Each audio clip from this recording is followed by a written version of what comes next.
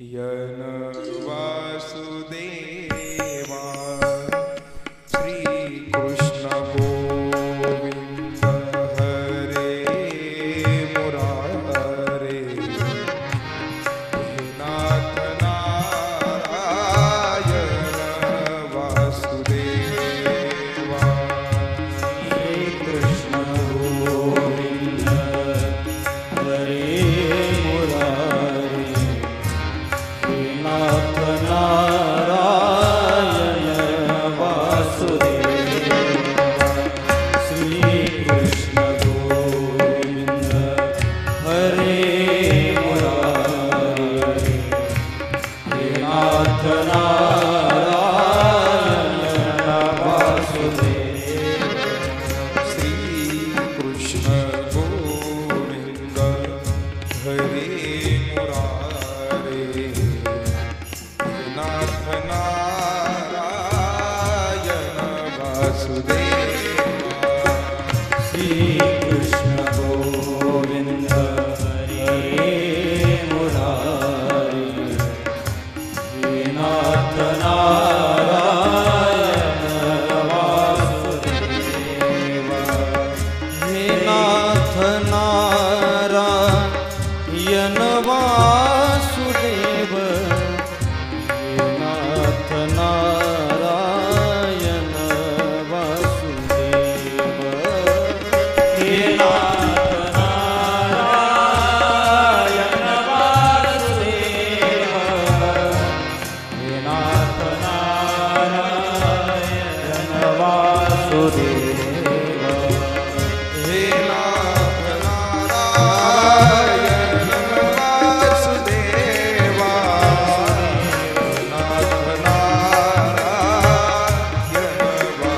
वासुदेवा हे नाथ नारायण वासुदेव नाथ नारायण वासुदेव श्री कृष्ण गोविंद हरे मुरारे नाथ नारायण वासुदेवा श्री कृष्ण गोविंद हरे मुरारे नाथ नारायण वासुदेव गोविंद मेरी यही है प्रार्थना बोलो न मैं नाम कभी तुम्हारा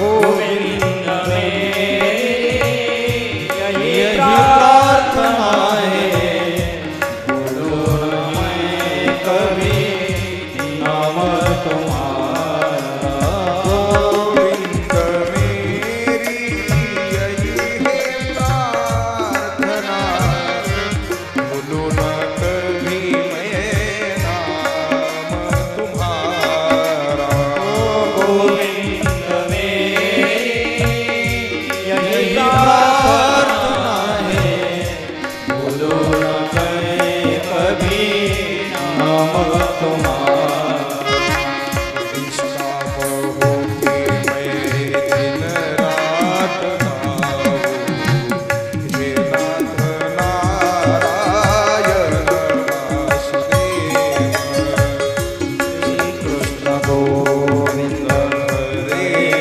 मुरारे नाथ नारायण वासुदेवा श्री कृष्ण गोविंद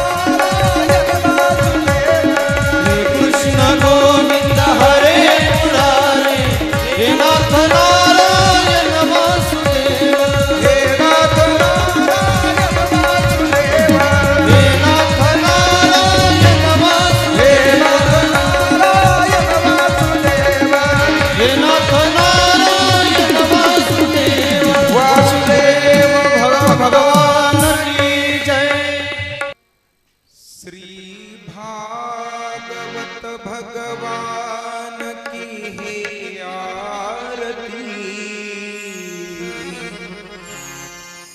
पापियों को पाप से है तारती। श्री भागवत भगवान की है आरती, आरती पापियों को पाप से है तारती। श्री भागवत भगवान की है आरती, आरती पापियों को पाप से है तारती। श्री भागवत भगवान की है आरती, आरती पापियों को पाप से है तारती। हे अमर ग्रंथ है मुक्ति पंथ है, पंचम वेद निराला है, नवज्योति जगाने वाला है। हे अमर ग्रंथ है मुक्ति पंथ है, पंचम वेद निराला है, नवज्योति जगाने वाला है। अमर ग्रंथ है मुक्ति पंथ है, पंचम वेद निराला है, नवज्योति जगाने वाला है। हे अमर ग्रंथ है मुक्ति पंथ है, पंचम वेद निराला है, नवज्योति जगाने वाला है। हरि नाम यही हरि धाम यही, हरि नाम यही हरि धाम यही, हरि नाम यही हरि धाम यही। हरि धाम यही जग के मंगल की है आरती, आरती पापियों को पाप से है तारती। श्री भागवत भगवान की है आरती, आरती पापियों को पाप से है तारती। श्री राधे।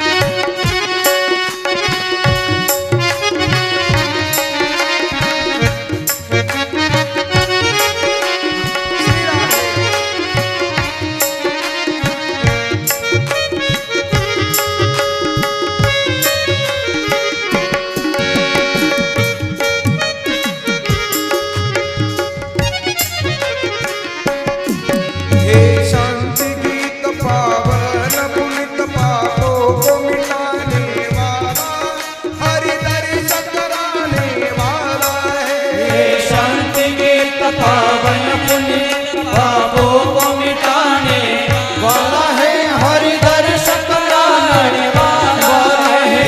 शांति गीत पावन पुनित पापों को मिटाने वाला है, हरि दर्श कराने वाला है। शांति गीत पावन पुनीत पापों को मिटाने वाला है, हरि दर्श कराने वाला है। सुख करनी है दुख हरनी, सुख करनी है दुख हरनी, सुख करनी है दुख हरनी। सुख करनी है दुख हरनी। श्री मधुसूदन की है आरती, आरती पापियों को पाप से तारती। श्री भागवत भगवान की है आरती, आरती पापियों को पाप से है तारती। ओ हे मधुर बोल संग पंथ बोल संग मार्ग दिखाने वाला है, बिगड़ी को बनाने वाला है। हे मधुर बोल सतपंथ बोल धन मार्ग दिखाने वाला है, बिगड़ी को बनाने वाला है। हे मधुर बोल सतपंथ बोल सन्मार्ग दिखाने वाला है, बिगड़ी को बनाने वाला है। मधुर बोल सतपंथ बोल धन मार्ग दिखाने वाला है, बिगड़ी को बनाने वाला है। श्री राम यही श्याम यही राम यही घनश्याम यही राम यही घनश्याम यही प्रभु की महिमा की आरती पापियों को पाप से तारती श्री भागवत भगवान की आरती आरती पापियों को पाप से तारती श्री भागवत भगवान की आरती आरती पापियों को पाप से तारती पापियों को पाप से तारती पापियों को पाप से पुंडरीक वरदारी श्री ज्ञानदेव पंढरीनाथ भगवान मौली ज्ञानेश्वर महाराज की जय महाराज भागवत भगवान की व्यासदेव भगवान की शुकदेव भगवान की आद्य जगद्गुरु श्री शंकराचार्य भगवान की रानी की जय वृंदावन धाम की जय वृंदावन बिहारी लाल की जय श्री राधे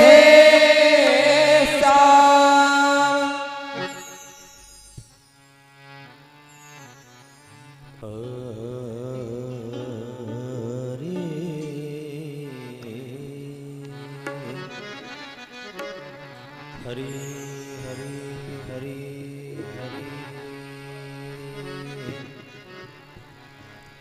हरि हरि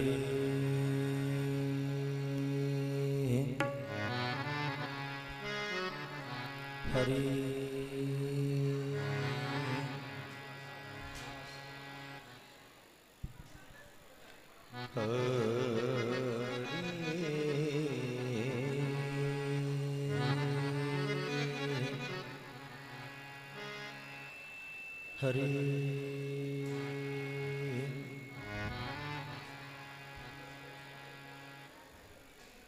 हरि हरि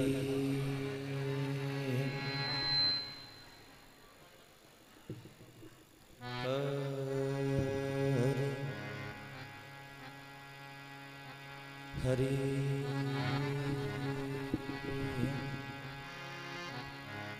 स्वस्ति श्री गणेशाय नमः स्वस्ति श्री गणेशाय नमः स्वस्ति श्री गणेशाय नमः ओम नमो भगवते वासुदेवाय ओम नमो भगवते वासुदेवाय ओम नमो भगवते वासुदेवाय ओम नमो भगवते वासुदेवाय ओम नमो भगवते वासुदेवाय ओम नमो भगवते वासुदेव ओम नमो भगवते वासुदेवाय ओम नमो भगवते वासुदेवाय ओम नमो भगवते वासुदेवाय ओम नमो भगवते वासुदेवाय ओम नमो भगवते वासुदेवाय ओम नमो भगवते वासुदेवाय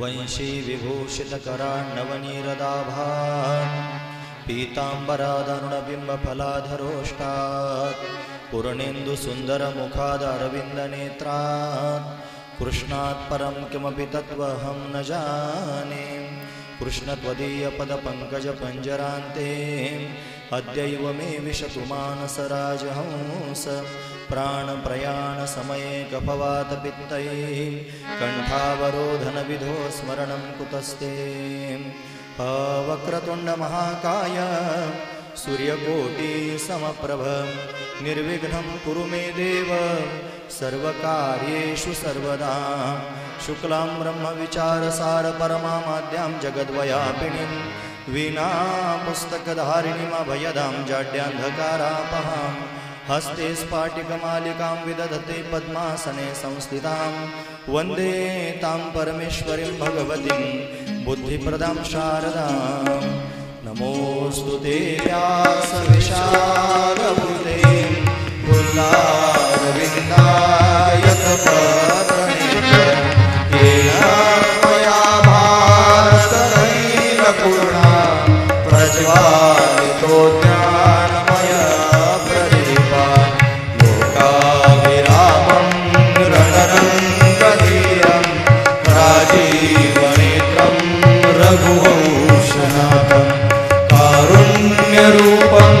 करुणाकरन्तं श्रीरामचन्द्रं शरणं प्रपद्ये मनोजवं मारुततुल्यवेगं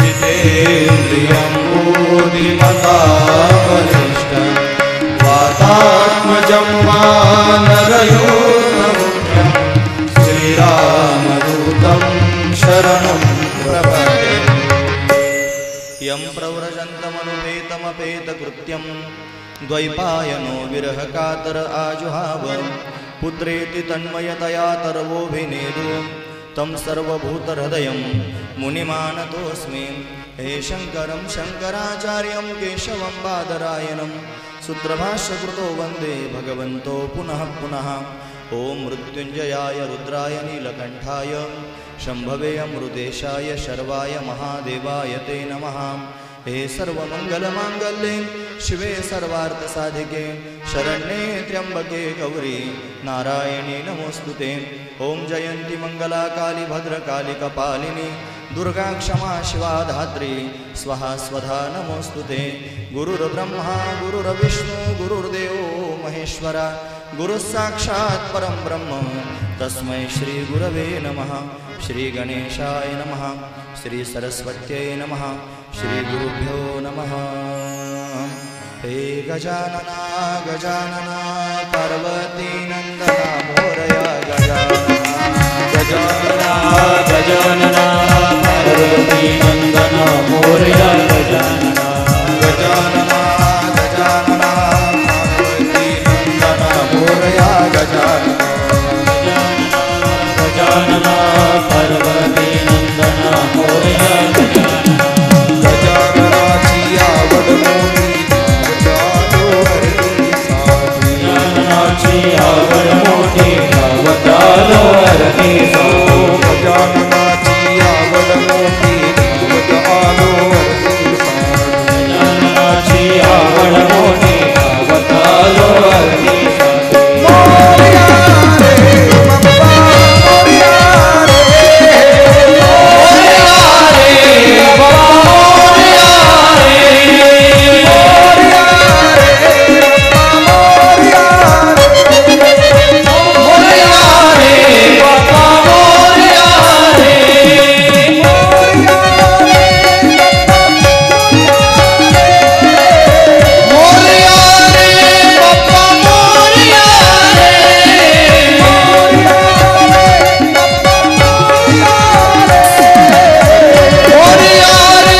बाप्पा मोरया रे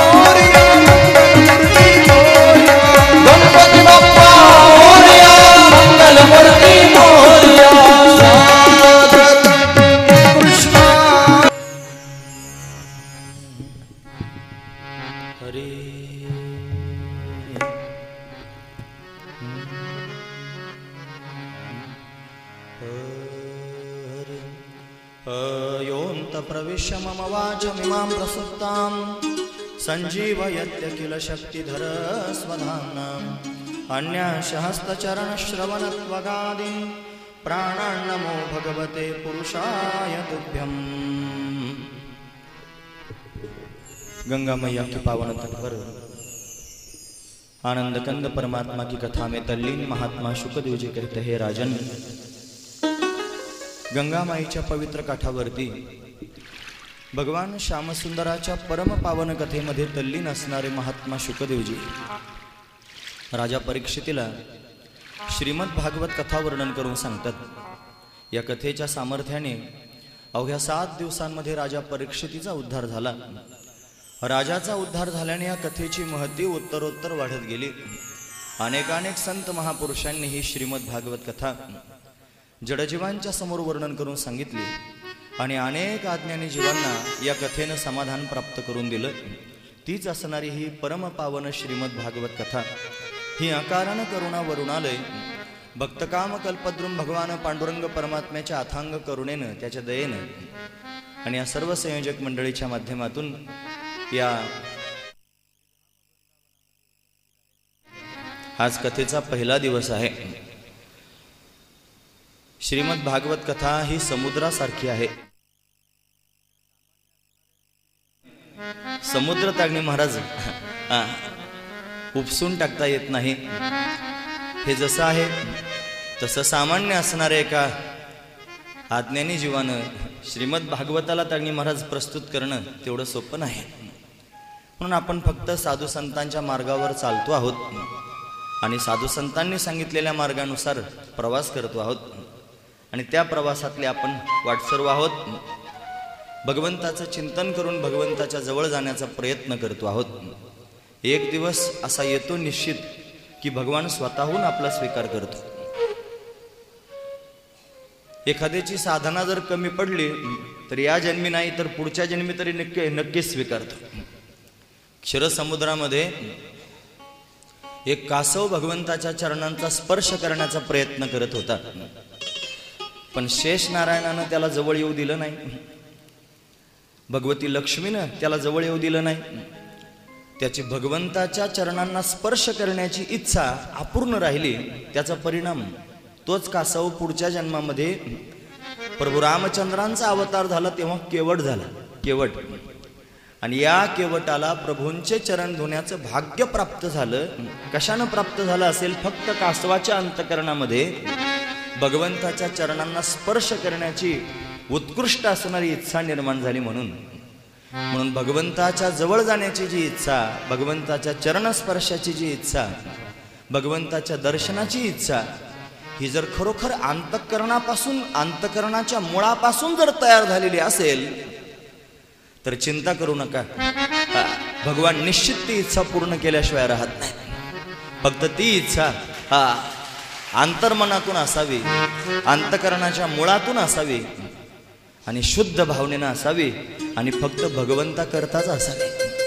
म्हणून भगवंताच्या समोर लीन होऊन भगवंताशी संवाद साधावा आणि संवाद साधून भगवंताबरोबर बोलावं. हे भगवंता, मी असाच आहे, मी अज्ञानी आहे, मी पापी आहे, मी दीन आहे, मी दुर्बल आहे, मी सामान्य संसारी जीव आहे, पण तू समर्थ आहेस ना. म्हणून तुझ्या समर्थपणानं तू मला सांभाळ आणि सांभाळून तुझ्या चरणांपर्यंत घेऊन जा. हे तर आपण नक्कीच म्हणू शकतो. म्हणजे श्रीमद भागवत कथा ही त्यांनी भगवंतापर्यंत घेऊन जाणारी आहे. आपण संपूर्ण श्रीमद भागवत कथा या ठिकाणी पाहणार नाहीत, संक्षिप्त रूपानं पाहणार आहोत. कारण आपल्याकडे दिवस आहेत 5. ही कथा 10 दिवस 2 सत्रात घेतली तरी पूर्ण होण्यासारखी नाही. मग 5 दिवसात आपण काय सांगणार आहोत? आपण आतापर्यंत 7 दिवसांमध्ये दशमस्कंद सांगत होतो. 5च दिवस आहेत, मग काय जास्त सांगावं? म्हणून संयोजकांनी असा निर्णय केला की गोपीगीत भावकथा सांगावी. म्हणजे गोपीगीतातला भाव सांगा. पण गोपीगीत सांगत असताना लगेच गोपीगीतात प्रवेश करणं तेवढे शक्य नाही. पूर्वपीठिका मांडणं गरजेचं आहे. म्हणून आपण भागवतातले सगळे प्रसंग जरी पाहणार नसलो तरी भागवताचा उपक्रम आणि उपसंहार मात्र नक्कीच पाहणार आहोत. पण आजची सुरुवातीची जी कथा आहे याच्यामध्ये संक्षिप्त रूपानं आपण उपक्रम पाहून 5व्या दिवशी आपण उपसंहार त्या ठिकाणी करणार आहोत. मधल्या काळामध्ये त्याग्नी महाराज कृष्ण जन्म आदी करून महत्त्वाचे जे प्रसंग आहेत, सगळेच प्रसंग महत्त्वाचे आहेत, पण आपण ज्याला उत्सव म्हणतो असे उत्सवाचे प्रसंग आपण प्रकर्षानं पाहून रासलीलेमध्ये पदार्पण करणार आहोत. आणि रासलीलेत पदार्पण केल्यानंतर गोपीभाव पाहायला मिळतो, गोपीगीत पाहायला मिळतं. म्हणून तो प्रसंग आपण प्रकर्षानं पाहणार आहोत. आणि मग त्याग्नी महाराज कथेची सांगता अशा पद्धतीनं 5व्या दिवशी होईल. ही कथेची रूपरेषा झाली. म्हणून हरी अनंत, हरी कथा अनंत, हरी अनंत आहे, हरीची कथा अनंत आहे. मग त्या कथेतला एक भाव जरी त्या ठिकाणी महाराज अंतःकरणामध्ये प्रवेश करून गेला तरी सुद्धा जीवन कृतार्थ झाल्याशिवाय राहणार नाही. म्हणून शुद्ध अंतःकरणाने या भगवंताच्या धामामध्ये, या श्रीधामामध्ये आपण सर्वांनी भगवंताशी त्या ठिकाणी महाराज संलग्न होण्याचा प्रयत्न करूया, भगवंताच्या जवळ जाण्याचा प्रयत्न करूया. अंतःकरणापासून भगवंताशी त्यागी महाराज नातं जोडण्याचा प्रयत्न करूया. जर आपण अंतःकरणापासून भगवंताशी नातं जोडलं तर आपण दोषांचे डोंगर जरी असलो, आपण पातकांचे डोंगर जरी असलो तरी सुद्धा तो परमात्मा एका कृपा दृष्टीनं आपल्याला दोषमुक्त करून त्याच्या चरणांजवळ स्थिर करून घेऊ शकतो. हे त्याचं सामर्थ्य आहे, हा त्याचा महिमा आहे. तो समर्थ आहे, आपण अल्पज्ञ आहोत, तो सर्वज्ञ आहे, त्याला सर्व काही करतं. म्हणून तर तुकोबरा त्याला म्हणतात, तुका म्हणे यासी न लावी उशीर. आणि पुढचा मुद्दा फार महत्वाचा आहे, माझे आभ्यंतर जाणून या. आभ्यंतर म्हणजे अंतकरण. माझ्या अंतकरणातला भाव खरा आहे की खोटा आहे, मी जे बोलतो आहे ते फक्त तोंडापुरतंच आहे की अंतकरणापासून आहे, ह्या सगळ्या गोष्टी जाणून तुला जे वाटेल आता ते तू कर. तुझं वाटे आता ते करी अनंत. म्हणून तुला जे वाटेल ते त्या ठिकाणी तू कर, माझ्या अंतकरणातला भाव जाणून, असं आपण भगवंताच्या समोर बोलावं. अशी असणारी ही श्रीमद भागवत कथा जी सहजासहजी प्राप्त होत नाही, ती पुण्याच्या प्राबल्यानं प्राप्त होते.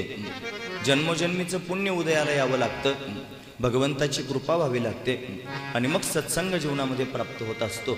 आपण प्रत्येक कथेमध्ये हा भाव पाहत असतो की आपण कथा श्रवण करण्याकरिता सगळ्यात आधी इच्छा असावी लागेल, मग त्यानं प्रयत्न करावे लागतील, मग भगवंताचा अनुग्रह व्हावा लागेल, आणि मग त्याने सत्संग प्राप्त होत असतो.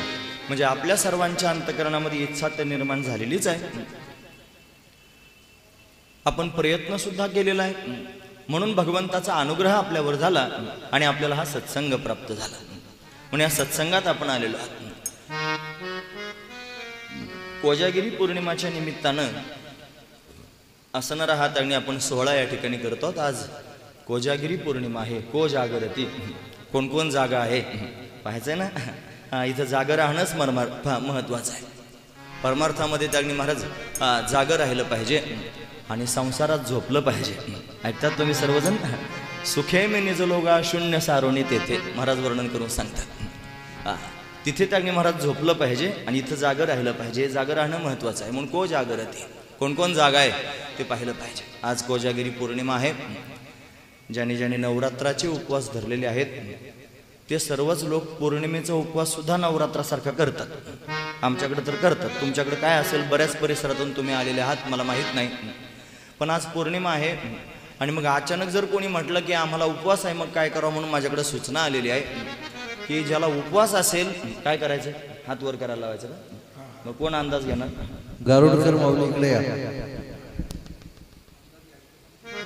चुकून दोन हात वर करू नका, एकच हात वर करा आणि तुम्ही घ्या अंदाजा कोणाकोणाला उपवास आहे सांगा.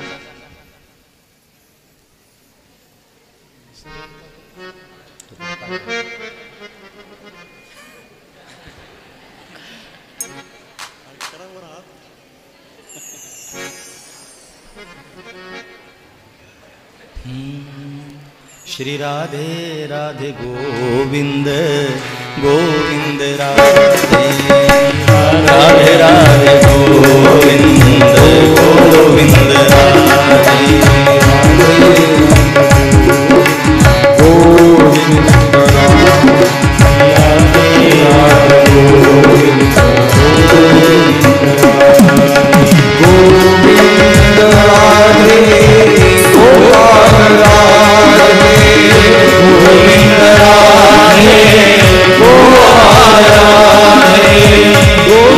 राधे गोपाल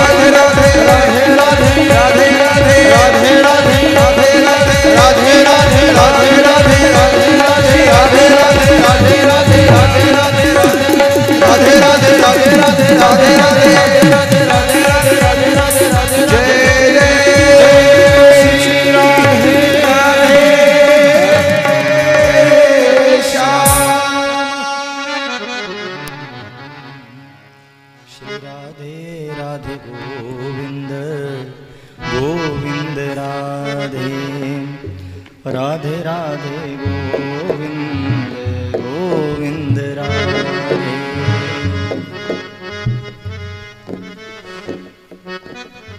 इच्छा, प्रयत्न, अनुग्रह आणि सत्संग, ज्या अर्थी आपण सत्संगात आलो त्या अर्थी भगवान श्यामसुंदराचा आपल्या सर्वांवर अनुग्रह झाला आणि म्हणून आपण इथपर्यंत आलो। ते ऐकण्याकरिता भगवंताच्या अनुग्रहाचीच गरज असते। काही लोकांना इथून मागे जावं लागलं, इथे आले आणि परत मागे गेले, बरोबर आहे ना? भगवंताचा अनुग्रह झाल्याशिवाय कथा श्रवण करायला मिळत नाही, हे पक्क लक्षात ठेवा। म्हणून परमात्म्याची कृपा आहे म्हणून आपण हा सत्संग प्राप्त करून घेतला। सत्संग सामान्य नाही, जीवनामध्ये सत्संग अतिशय कठीण आहे, सहजासहजी प्राप्त होत नाही। संतांची संगती त्यागणी दुर्लभ आहे। विवेक चूडामणीमध्ये भगवत पूज्यपाद श्रीमद शंकराचार्य वर्णन करून सांगतात, दुर्लभम त्रयमेवैतत् देवानुग्रह हेतुकम मनुष्यत्वम मुमुक्षुत्वम महापुरुष संश्रया। तीन गोष्टी दुर्लभ आहेत ज्या भगवंताच्या अनुग्रहानं प्राप्त होतात। मनुष्यत्व दुर्लभ आहे, मुमुक्षुत्व दुर्लभ आहे आणि महापुरुषाची संगती दुर्लभ आहे। म्हणून त्याने परमात्म्याच्या कृपेनं प्राप्त होणाऱ्या या गोष्टी आहेत। म्हणून हा सत्संग भगवंताच्या कृपेनं प्राप्त होतो। बिनु सत्संग विवेक न होई, राम कृपा बिनु सुलभ न सोई। रामाच्या कृपेशिवाय सत्संग प्राप्त होत नाही। तात मिले पुनि मात मिले, सुत भ्रात मिले, जीवती सुखदाई। राज मिले गज राज मिले, सब साज मिले, मन वांछित पाई। लोक मिले सुर लोक मिले, विधि लोक मिले, वैकुंठ ही जाई। सुंदर और मिले सब ही, पर संत समागम दुर्लभ भाई। संतांची संगती दुर्लभ आहे। बहु अवघड आहे संत भेटी, परी जगजेठी करुणा केली। परमात्म्यानं कृपा केली म्हणून सत्संग घडला, हे तेवढंच महत्वाचं आहे। म्हणून या सत्संगात आपण या ठिकाणी आलेलो आहोत। काय करते ही कथा? ही कथा निर्मळ करते, अंतकरण निर्मळ करायला लावणारी ही कथा आहे। अंतकरण निर्मळ झाल्याशिवाय परमात्मा अंतकरणात येऊन वास्तव्य करीत नाही। म्हणून अंतकरण म्हणजे काय? अंतकरण म्हणजे वृत्ती। चार प्रकारची असणारी वृत्ती, जी त्याने महाराज संकल्प विकल्प करू लागली की तिला मन असं म्हणतात, जी चिंतन किंवा चिंता करू लागली की तिला चित्त म्हणतात, जी अभिमानात्मक झाले की तिला अहंकार म्हणतात, जी निश्चयात्मक झाले की तिला बुद्धी म्हणतात। वृत्तीच आहे पण ती अशा पद्धतीची आहे। म्हणून आत्मज्ञान जर प्राप्त करून घ्यायचं असेल तर निश्चयानंच होईल। बुद्धी निश्चय आत्मज्ञान ब्रह्मरूप भावे आपण। म्हणून वृत्ती त्याडगी महाराज ब्रह्मस्वरूपापर्यंत घेऊन जाणारी आहे। म्हणून निर्मळ जर काय करायचं असेल तर वृत्तीला निर्मळ करावं, चित्तवृत्तीला निर्मळ करावं। ही चित्तवृत्ती जर निर्मळ झाली की परमात्मा त्या वृत्तीत वास्तव्य करतो। महाराज वर्णन करून सांगतात, तुका म्हणे चित्त करार निर्मळ, तुका म्हणे चित्त करार निर्मळ, तुका म्हणे चित्त करार निर्मळ, तुका म्हणे चित्त करार निर्मळ। निगुणी गोपाळ राहे देवोनी गोपाळ राहे तुका म्हणे चित्त करार निर्मळ, तुका म्हणे चित्त करार निर्मळ।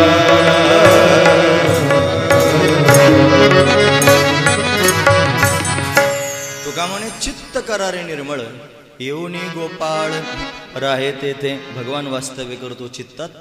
निर्मळ झाल्यानंतर मग काय करते ही कथा? चित्त निर्मळ करण्याचं काम करते।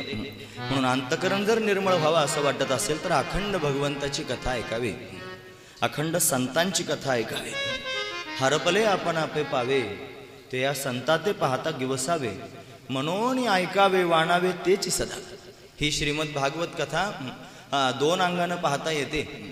हिच्यामध्ये भगवंताच्या लीला पण आहेत आणि याच्यामध्ये संतांचे चरित्र सुद्धा आहेत। दोनही गोष्टी एकत्र पाहायला मिळतात। म्हणून भगवंताचं चरित्र आणि संतांचं चरित्र भागवताच्या माध्यमातून पाहायला मिळेल. आणि ते जर अंतकरणात प्रवेश करून राहिलं तर अंतकरण स्वाभाविकच निर्मळ होईल. कारण अंतकरण निर्मळ झाल्यानंच परमात्मा भेटत असतो. निर्मल मन जन सो मोही पावा, मोहे कपट छल छिद्र न भावा. ज्याचं मन निर्मळ आहे तोच मला प्राप्त करून घेऊ शकतो.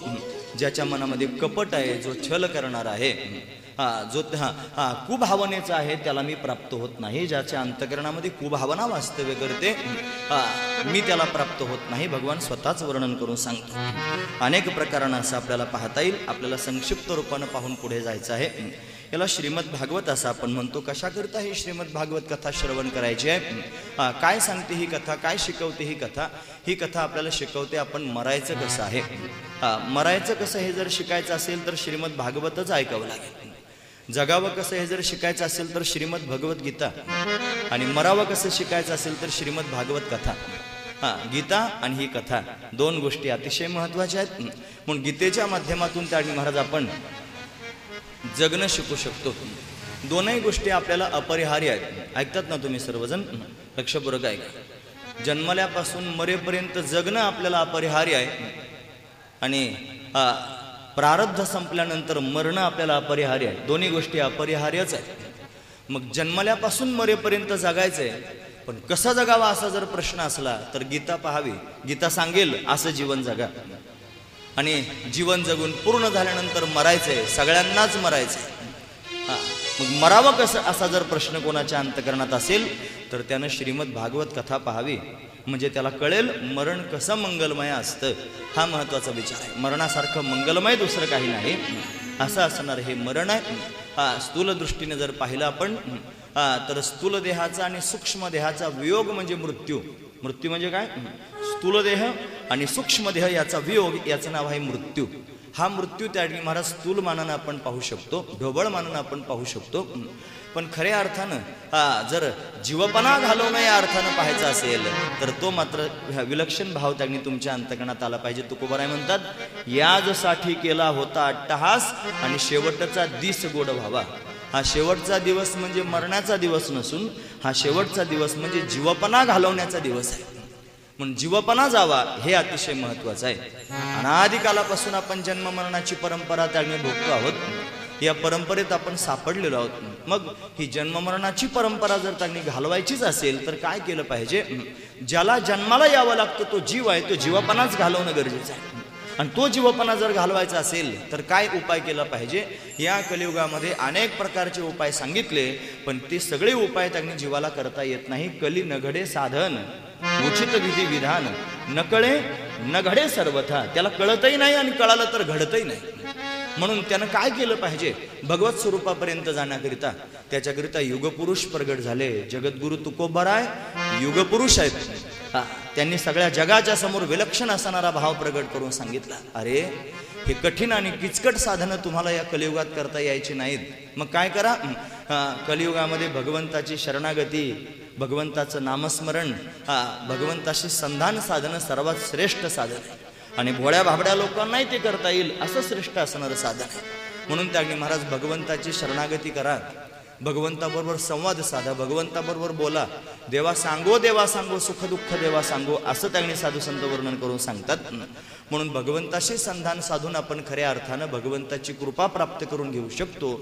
आणि भगवंताच्या कृपेच्या प्रसादानं तो परमात्मा स्वतःच त्यांनी महाराज आपली जीवपणा जीवदशा घालू शकतो. कसं काय? माझ्या विठोबाचा कैसा प्रेमभाव, काय होईल? आपणची देव होय गुरु. देव स्वतःच गुरु रूपानं प्रगट होतो. काय करतो? रुकारस्तांधकारस्ती रुकारत्तन निरोधका. गु शब्दानं अंधार घ्यावा आणि रू शब्दानं त्याला घालवणारा असा अर्थ घ्यावा. आपल्या जीवनामध्ये असणारा अज्ञानाचा अंधार घालवणारा जो आहे त्याला म्हणायचं गुरु. मग तो परमात्मा आपल्या जीवनामध्ये असणारा अज्ञानाचा अंधकार घालवण्याकरिता गुरुरूपानं प्रगट होईल. आपणची देव होय गुरु. तुम्ही तो अभंग रोज म्हणता ना, आपण प्रत्येक कथेत तुम्ही ते ऐकत असता. माझे चित्त तुझे पायी राहे ऐसे करी काही, धरून या बाही भव हातारी दातारा, चतुरा तू शिरोमणी गुण लावण्याची खाणी, मुकुट सकळा मणी धन्य तुझी विठोबा. आणि काय पुढचं चरण आहे? करिया तिमिराचा नाश आणि उदय होणे प्रकाश, तोडी आशा पाश करी वास हृदयी.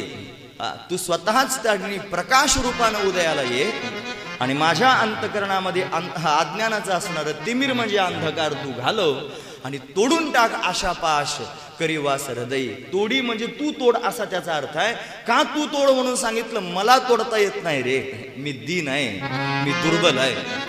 मला दिसतात आशेचे पाश, मला दिसते माझ्या अंतकरणातली वासना, पण मला तोडता येत नाही. म्हणून तर तोडी हा शब्द वापरला. तोडी आशा पाश करी वास हृदयी. हे फार महत्वाचं आहे महाराज. म्हणून तो समर्थ आहे आणि तो तोडण्याकरिता अग्नी महाराज येऊ शकतो. एवढा भाव जर आपल्या अंतकरणात असेल तर तो परमात्मा भक्ताला दुरितापासून दूर करतो. नामस्मरणेची श्रीहरी दासा दुरिता दुरी करी, निळोबराय वर्णन करून सांगतात. म्हणून भगवंताचं नामस्मरण जर कराल तर तो परमात्मा पापापासून दूर करील, स्वतःच हृदयामध्ये प्रकाश रूपानं प्रगट होईल. गीतेमध्ये भगवंतानं वचन दिलं महाराज, दधामी बुद्धियोगम तम. बुद्धियोग म्हणजे ज्ञान. मी स्वतःच माझ्या भक्तांना ज्ञान प्राप्त करून देतो. म्हणून परमात्मा स्वतः ज्ञान देण्याकरिता गुरुरूपानं प्रगट होत असतो. म्हणून आपण काय केलं पाहिजे? या कथेच्या माध्यमातून भगवंताची शरणागती करायला हवी. आपण काय करावं? आपण भगवंताशी संधान साधावं, आपलं अंतकरण भगवंताला सांगावं. तो परमात्मा गुरु रूपानं प्रगट होईल आणि आपल्या अंतकरणातलं अंधार त्यांनी घालून आपल्याला त्यांनी महाराज प्रकाशमय करून टाकील, म्हणजे ज्ञानस्वरूप अशा पद्धतीने करून टाकील. आणि मग खऱ्या अर्थानं शेवटचा दिस गोड व्हावा हे तुम्हाला त्यांनी, किंवा गोड झाला असं तुम्हाला म्हणता येईल. म्हणून त्यांनी महाराज ही स्थिती जर कशानं प्राप्त होत असेल तर श्रीमद भागवत कथेच्या श्रवणानं प्राप्त होते. तुम्ही जर आम्हाला विचारत असाल महाराज तुम्ही काय साधन करता, तुम्हाला काय साध्य करायचंय, तर त्याचं उत्तर आमच्याकडून असंच आहे की आम्ही श्रीमद भागवत कथा त्यांनी महाराज सांगतो आहोत, हेच आमचं साधन आहे. आणि काय साध्य प्राप्त करून घ्यायचं काहीच नाही, श्रीमद भागवत कथा आम्हाला साध्य करून घ्यायची आहे, हेच आमचं साध्य आहे. कारण भागवत में भगवान समाया, हे भागवत सामान्य नसून प्रत्यक्ष भगवत रूप आहे, इथेच भगवान राहतो. म्हणून आमचं साधनही भागवत आहे आणि आमचं साध्य पण भागवत आहे. भागवतमय त्यांनी होऊन जाणं हेच अतिशय श्रेष्ठ असणारं साधन आहे. म्हणून सर्वांनीच ते साधन स्वीकारावं आणि भगवंताच्या चरणाला लागावं, हा त्यातला भाव आहे. भागवत काय कसं मरावं हे शिकवणारा ग्रंथ आहे. भागवत हे स्वदर्शन करून देणार आहे, आपण कोण आहोत याचं ज्ञान प्राप्त करून देणारा हा श्रीमद भागवत ग्रंथ आहे. हे त्या ठिकाणी सगळ्या पुराणांचं असणारं श्रेष्ठ स्थान भागवताला प्राप्त झालं म्हणून हे महापुराण आहे. हा पुराणांचा राजा आहे. इतर पुराण भागवताची सेवा करतात. श्रीमद भागवत उंच आसनावर बसलेला आहे आणि इतर पुराण त्याची स्तुती अशा पद्धतीने करतात. तो भाव आपण अनेक वेळेला श्रवण करतो. याला भागवत का म्हणतात त्याची अनेक कारण आपल्याला पाहता येतील. भागवत भगवता प्रोक्तम भागवतम, भगवंतानं स्वतः वर्णन करून सांगितलं म्हणून याला भागवत म्हणतात. याच्या पुढे श्रीमद शब्द लावला जातो ना. श्रीमद शब्द 2-3च ग्रंथांच्या समोर आहे. श्रीमद भगवत गीता, श्रीमद भागवत कथा आणि श्रीमद देवी भागवत कथा. याला श्रीमद का म्हणावं त्याचं कारण एवढंच आहे, भगवंतानं स्वतः वर्णन करून सांगितलं म्हणून त्याला श्रीमद म्हणत जा. अशी श्रीमद भागवत कथा, अशी श्रीमद भगवत गीता हे भगवंतानं स्वतः सांगितलं म्हणून भगवता प्रोक्तम भागवतम. आणखी एक भागवत शब्दाचा अर्थ त्यांनी पाहता येईल. भगवत अयम भागवत, हे जे भागवत आहे ना हे प्रत्यक्ष भगवत रूप आहे. नवे नवे प्रत्यक्ष भगवानच या भागवताच्या रूपानं प्रत्यक्ष प्रगट झालेला आहे. हा भागवत ग्रंथ म्हणजे सामान्य नाही, हा ग्रंथ नसून प्रत्यक्ष श्रीकृष्ण परमात्मा आहे असं आपण त्याग्नी महाराज आरतीमध्ये म्हणत असतो. ग्रंथ नवे हा श्री कृष्ण गीते होती मन पूर्ण, अनन्य हो माया शरण, खचकट रे जन्म मरण, त्रिकाल चिरये शांती नामई वदते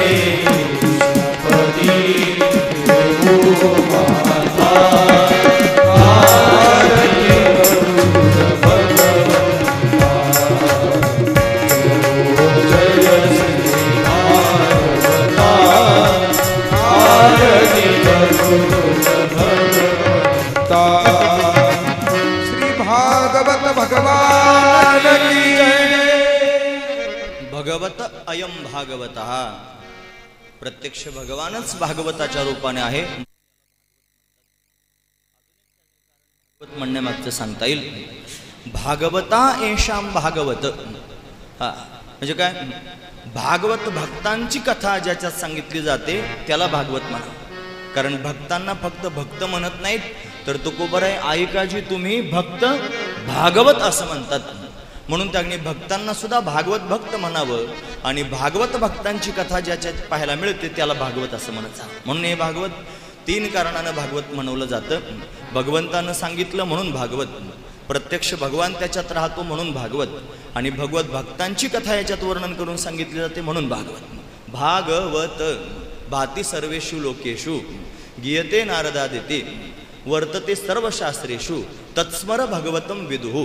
हा या 4 अंगानं भागवताकडे पाहता येईल असं असणार हे श्रीमद भागवत आहे. ही भगवंताची वाङ्मयीन मूर्ती आहे.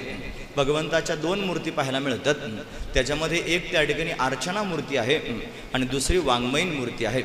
भगवंताचा सगुण साकार असणारा जो विग्रह आहे त्याला आपण षोडशोपचारानं पूजा करतो. ही त्यांनी भगवंताची अर्चना मूर्ती आहे. आणि श्रीमद भागवत हे त्यांनी महाराज भगवंताचं वाङ्मयीन स्वरूप आहे, ही वाङ्मय मूर्ती आहे. पण भगवंताच्या 2 मूर्ती, त्याच्यापैकी श्रीमद भागवत आपण या ठिकाणी पाहतो. या श्रीमद भागवतामध्ये याला वर्णन करणारा, याला त्या ठिकाणी महाराज सगळ्या जगाच्या समोर प्रगट करणारा आदी नारायण आहे. त्या नारायणानं हे श्रीमद भागवत 4 श्लोकांमध्ये ब्रह्मदेवाला सांगितलं. ब्रह्मदेवानं तेच त्यांनी नारदांना सांगितलं. नारदांनी तेच व्यासदेवांना सांगितलं. व्यासदेवांनी ते त्यांनी श्री शुकदेवजी महाराजांना शिकविलं. आणि शुकाचार्यांनी ही श्रीमद भागवत कथा राजा परीक्षितीला सांगितली आणि 7 दिवसांमध्ये राजा परीक्षितीचा उद्धार झाला. असं असणार हे श्रीमद भागवत आहे. या श्रीमद भागवतामध्ये 12 स्कंध आहेत. या श्रीमद भागवतामध्ये 335 अध्याय आहेत आणि या श्रीमद भागवतामध्ये 18,000 श्लोक आहेत. अशी असणारी भागवत संहिता. हे श्रेष्ठत्व अशा पद्धतीने भागवताचं आहे. हे भागवत फार श्रेष्ठ आहे, पण स्वतःचं श्रेष्ठत्व स्वतःच्या मुखानं त्यांनी सांगत नाही. बडा बढाई ना करे, बडा न बोले बोल, रहमन हिरा कब कहे, लाख हमारा मोल.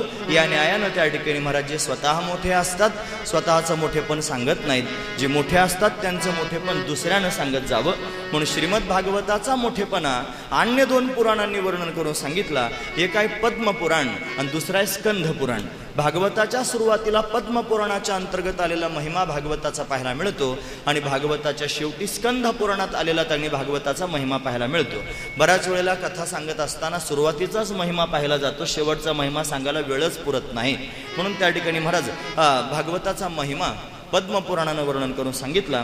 आणि सांगत असताना भागवत महात्म्य त्या ठिकाणी महाराज सांगताना 6 अध्याय आपल्याला पाहायला मिळाले. श्री व्यासदेवजी महाराजांनी भागवत महात्म्यामध्ये त्यांनी महाराज सर्वात आधी भगवंताची वंदना केली. हरी सच्चिदानंद रूपाय विश्वोत्पत्त्यादि हेतवे तापत्रय विनाशाय श्रीकृष्णाय वयं नमः. ह्याच्यामध्ये भगवंताची वंदना केलेली आहे. त्यापेक्षा भगवंताचा परिचय सांगितलेला आहे. काय परिचय आहे भगवंताचा? त्याच्या स्वरूपाचा परिचय, त्याच्या कार्याचा परिचय, त्याच्या स्वभावाचा परिचय आणि त्याच्या नावाचा परिचय. कसा आहे तुमच्या भगवंताचं स्वरूप? म्हणे सच्चिदानंद रूपाय. काय करतो तुमचा देव? त्याचं काम कळायला पाहिजे ना, काय काम आहे? मग विश्वोत्पत्त्यादि हेतवे. कसा त्याचा स्वभाव आहे? तापत्रय विनाशाय. त्याचं नाव काय आहे? श्रीकृष्णाय. आणि मग आपण काय केलं पाहिजे? वयं नुमः. आपण त्याला सर्वांनी नमस्कार केला पाहिजे. म्हणून हा सच्चिदानंद स्वरूप असणारा परमात्मा, जो संपूर्ण विश्वाला निर्माण करणारा परमात्मा, जो त्यांनी दर्शन मात्रे सगळ्या जगाचं पापताप निवृत्त करणारा परमात्मा, त्याला आपण सर्वांनी नमस्कार करूया.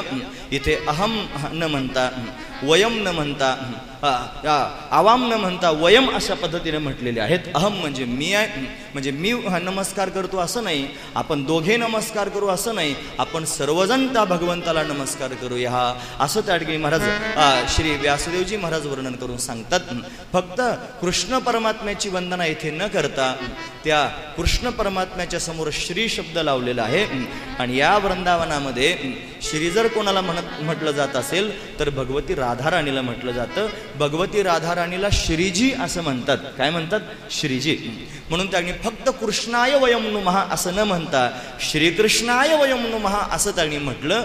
म्हणजे राधाराणी सहित कृष्ण परमात्म्याची वंदना श्री व्यासदेवजी महाराज या ठिकाणी करतात. म्हणून श्रेष्ठ असणारे साधू संत कधी भगवंताचं चिंतन करत असताना कृष्ण परमात्म्याच्या चिंतनापासून सुरुवात न करता राधा राणी सहित भगवंताचं चिंतन करतात. आधी राधा शब्दाचा उच्चार होतो आणि मग कृष्ण शब्दाचा उच्चार होत असतो. हा श्रेष्ठांचा संप्रदाय आहे आणि तो त्यांनी महाराज भक्ती संप्रदाय आहे. कारण राधा राणी ही भगवंताची आल्हादिनी शक्ती आहे, ही भगवंताची भक्ती आहे, भगवंताच्या प्रेमाची धारा आहे, म्हणून तिला राधा असं त्यांनी म्हणतात. म्हणून तिचं आधी नामचिंतन करावं आणि मग भगवंताची प्राप्ती सहज घडत असते. म्हणून आधी राधा त्यांनी म्हणतात आणि मग कृष्ण म्हणत असतात. महाराज हे जय जय राधा रमण हरी बोल, जय जय राधा रमण हरी बोल, जय जय राधा रमण हरी बोल, जय जय राधा रमण हरी बोल, जय राधा रमण हरी बोल, जय राधा रमण हरी बोल, हरी बोल,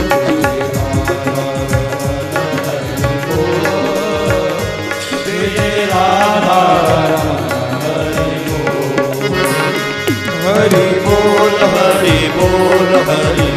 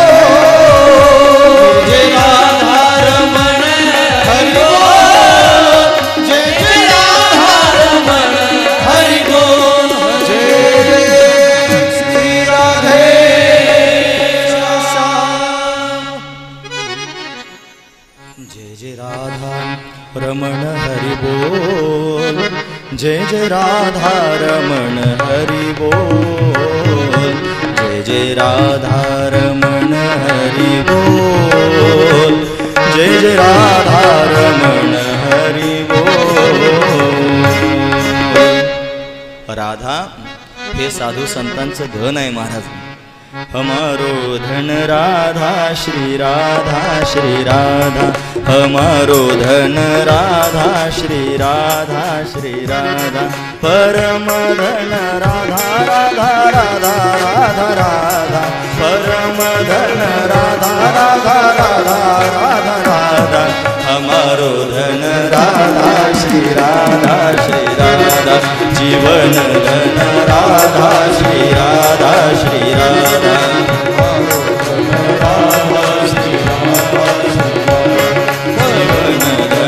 राधा श्री राधा श्री हमारो धन राधा श्री राधा. राधा राणी हे भक्तांचं धन आहे, राधा राणी हे भक्तांचं जीवन आहे. म्हणून राधा राणीची आधी वंदना केली. श्री कृष्णाय वयं नमः म्हणून श्री शब्दानं राधा राणीची वंदना आणि कृष्ण म्हणण्यानं भगवंताची वंदना.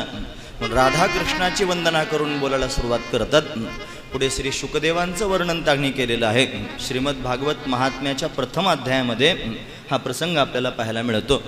हरिं यं प्रव्रजन्तमनुपेतमपेत कृत्यं द्वैपायनो विरह कातर आजुहाव पुत्रेति तन्मयतया तर्वोभिनेदु तं सर्वभूतहृदयं मुनिमानतोऽस्मि. श्री शुकदेवांची वंदना करतात आणि त्यानंतर पुढील प्रसंग वर्णन करून सांगतात.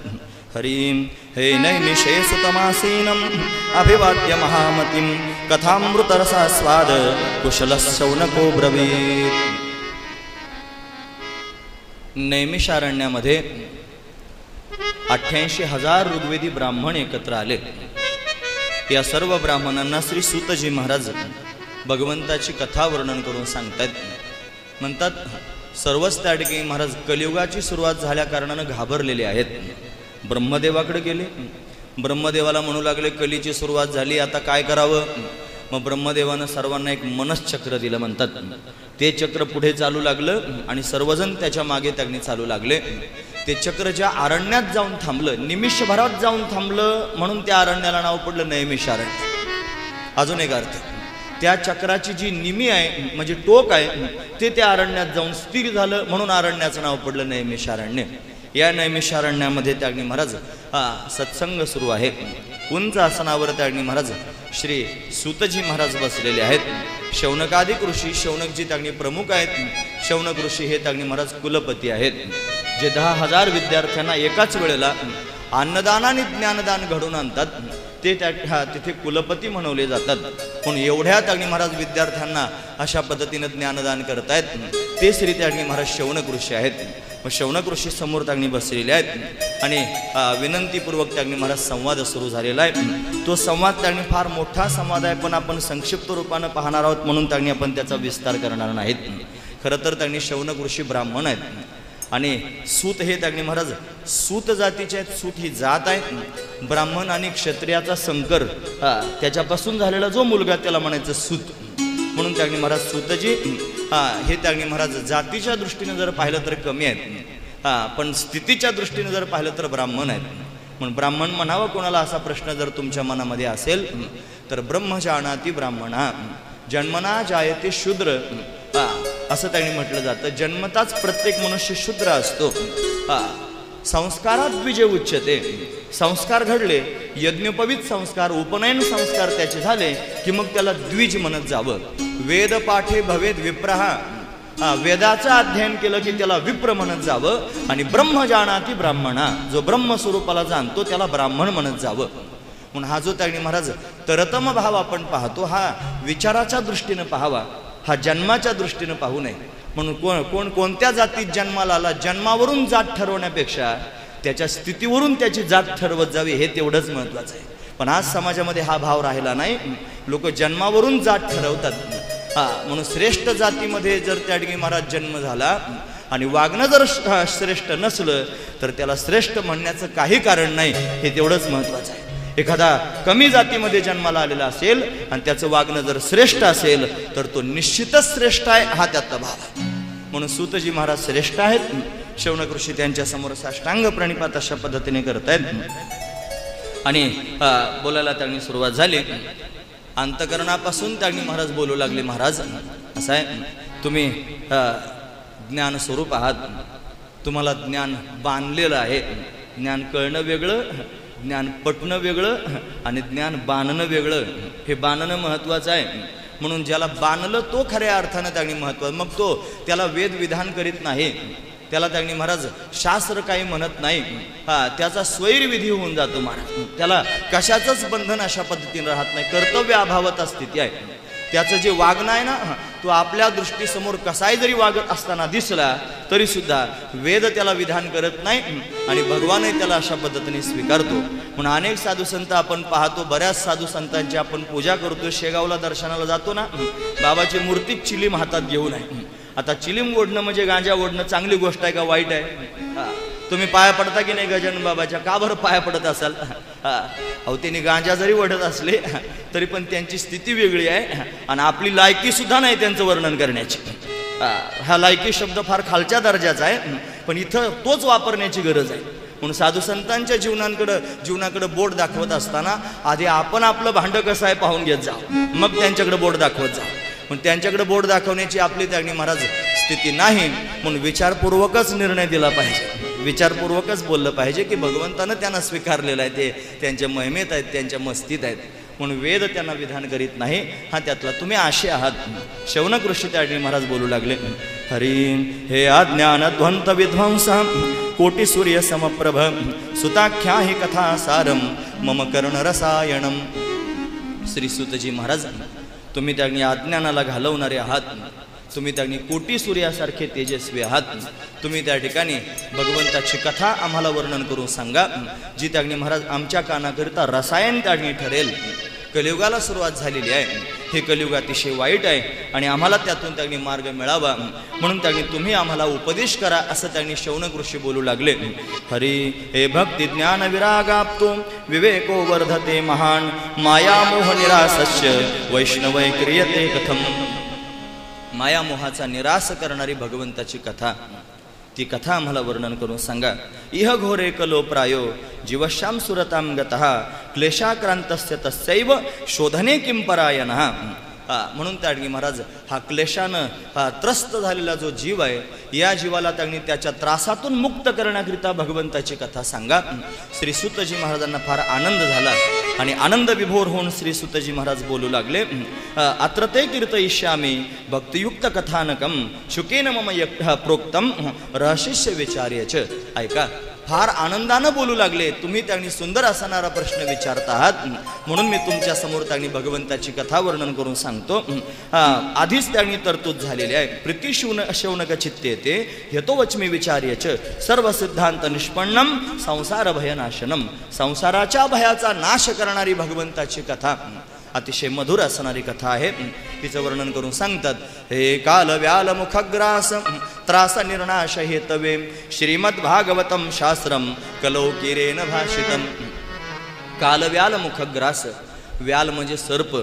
काळरूपी सर्पाच्या मुखातला घास झालेला जो जीव आहे त्याला त्रासातून मुक्त होण्याकरिता या कलियुगामध्ये शुक म्हणजे पोपट आपण ज्याला म्हणतो, शुकाचार्यांच्या मुखातून प्रगट झालेली भगवंताची कथा, त्याला श्रीमद भागवत शास्त्र असं म्हणावं. ते मी तुमच्या समोर सांगतो असं त्यांनी सांगू लागले. म्हणे काय आहे श्रीमद भागवत कथा, कशी प्राप्त होईल श्रीमद भागवत कथा.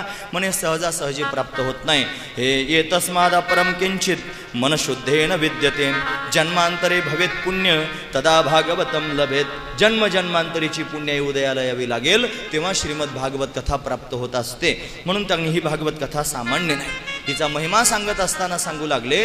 परीक्षिते कथा वक्तुम सभायां संस्थिते शुके सुधा कुंभ गृहीत्वैव देवास्तत्र समागमन. श्री शुकदेवजी महाराज राजा परीक्षितीला श्रीमद भागवत कथा सांगत असताना स्वर्गातले देव अमृताचा कुंभ घेऊन तिथे आले आणि कथा आम्हाला द्या आणि अमृत तुम्ही राजाला द्या अशी विनंती करू लागले.